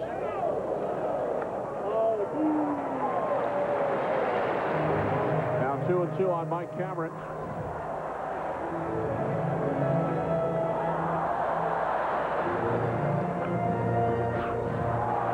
John Smoltz gunning for save number 26 in 27 opportunities. Atlanta Braves leading the Seattle Mariners 3-1. Bottom of the ninth inning from Safeco Field before over 45,000. Mariners won last night's game 2-1. Both teams 44 and 21. Best record in baseball. Kenny Albert with Mark Langston. Braves a run in the first, a run in the seventh, a run in the eighth. And the leadoff man on for Seattle here in the ninth as Mike Cameron has walked. Our All-State good hands defensive play of the game. Broken bat. Rafael Furcal, outstanding play at short mark for the Atlanta Braves. Well, Mike Hampton knows what a great and a big play in a tight game like that. Every play is huge. Furcal going up and out. Making a great play. John Smoltz was a little unhappy with that last. There was a couple pitches that were borderline that he thought they were strikes, and now he's going to have to work just a little bit harder to get this save here. Randy Wynn 0 for 3 today. He's 2 for 3 lifetime against Smoltz. The producer of today's game is Michael Weisman. Our director, Bill Webb. The associate director, Larry Lancaster. Broadcast associate, Kevin Dresser. Technical producer, Dan Rotante. Studio show produced by Gary Lang, directed by Bob Levy. And the associate director is Jennifer Love. Cameron goes the 0-1. And the throw down to second. Cameron is jumped down by Javi Lopez. Trying to steal second with nobody out in the bottom of the ninth. Oh, just a bad move by Michael Cameron right there. You cannot get thrown out in this situation when you're down by 2 runs. Kind of almost caught the Braves sleeping. Marcus Giles got there late. As you can see, the tag was on him, out. You cannot get thrown out in this situation right here. That's a bad move by Michael Cameron.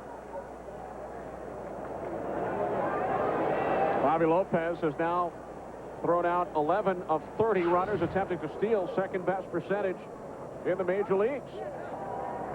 So the Mariners had the potential tying run at the plate with nobody out. Instead, now 2 outs and nobody on. Well, you got John Smoltz on the mound. You cannot get thrown out. I don't care what kind of lead. Michael Cameron's he'll be second guessing himself after that. He probably thought he could get a good jump and that they wouldn't pay attention, but you cannot get thrown out in that situation. Horrible move. So the Mariners down to their final out.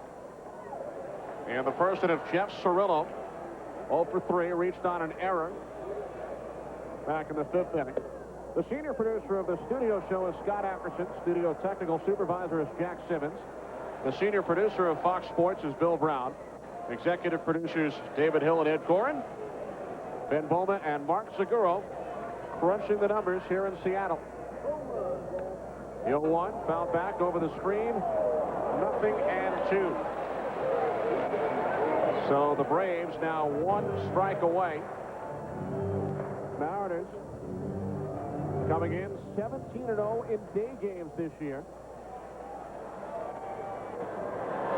That streak in jeopardy. The 0-2 from Smoltz. Low and away, 1 ball, 2 strikes.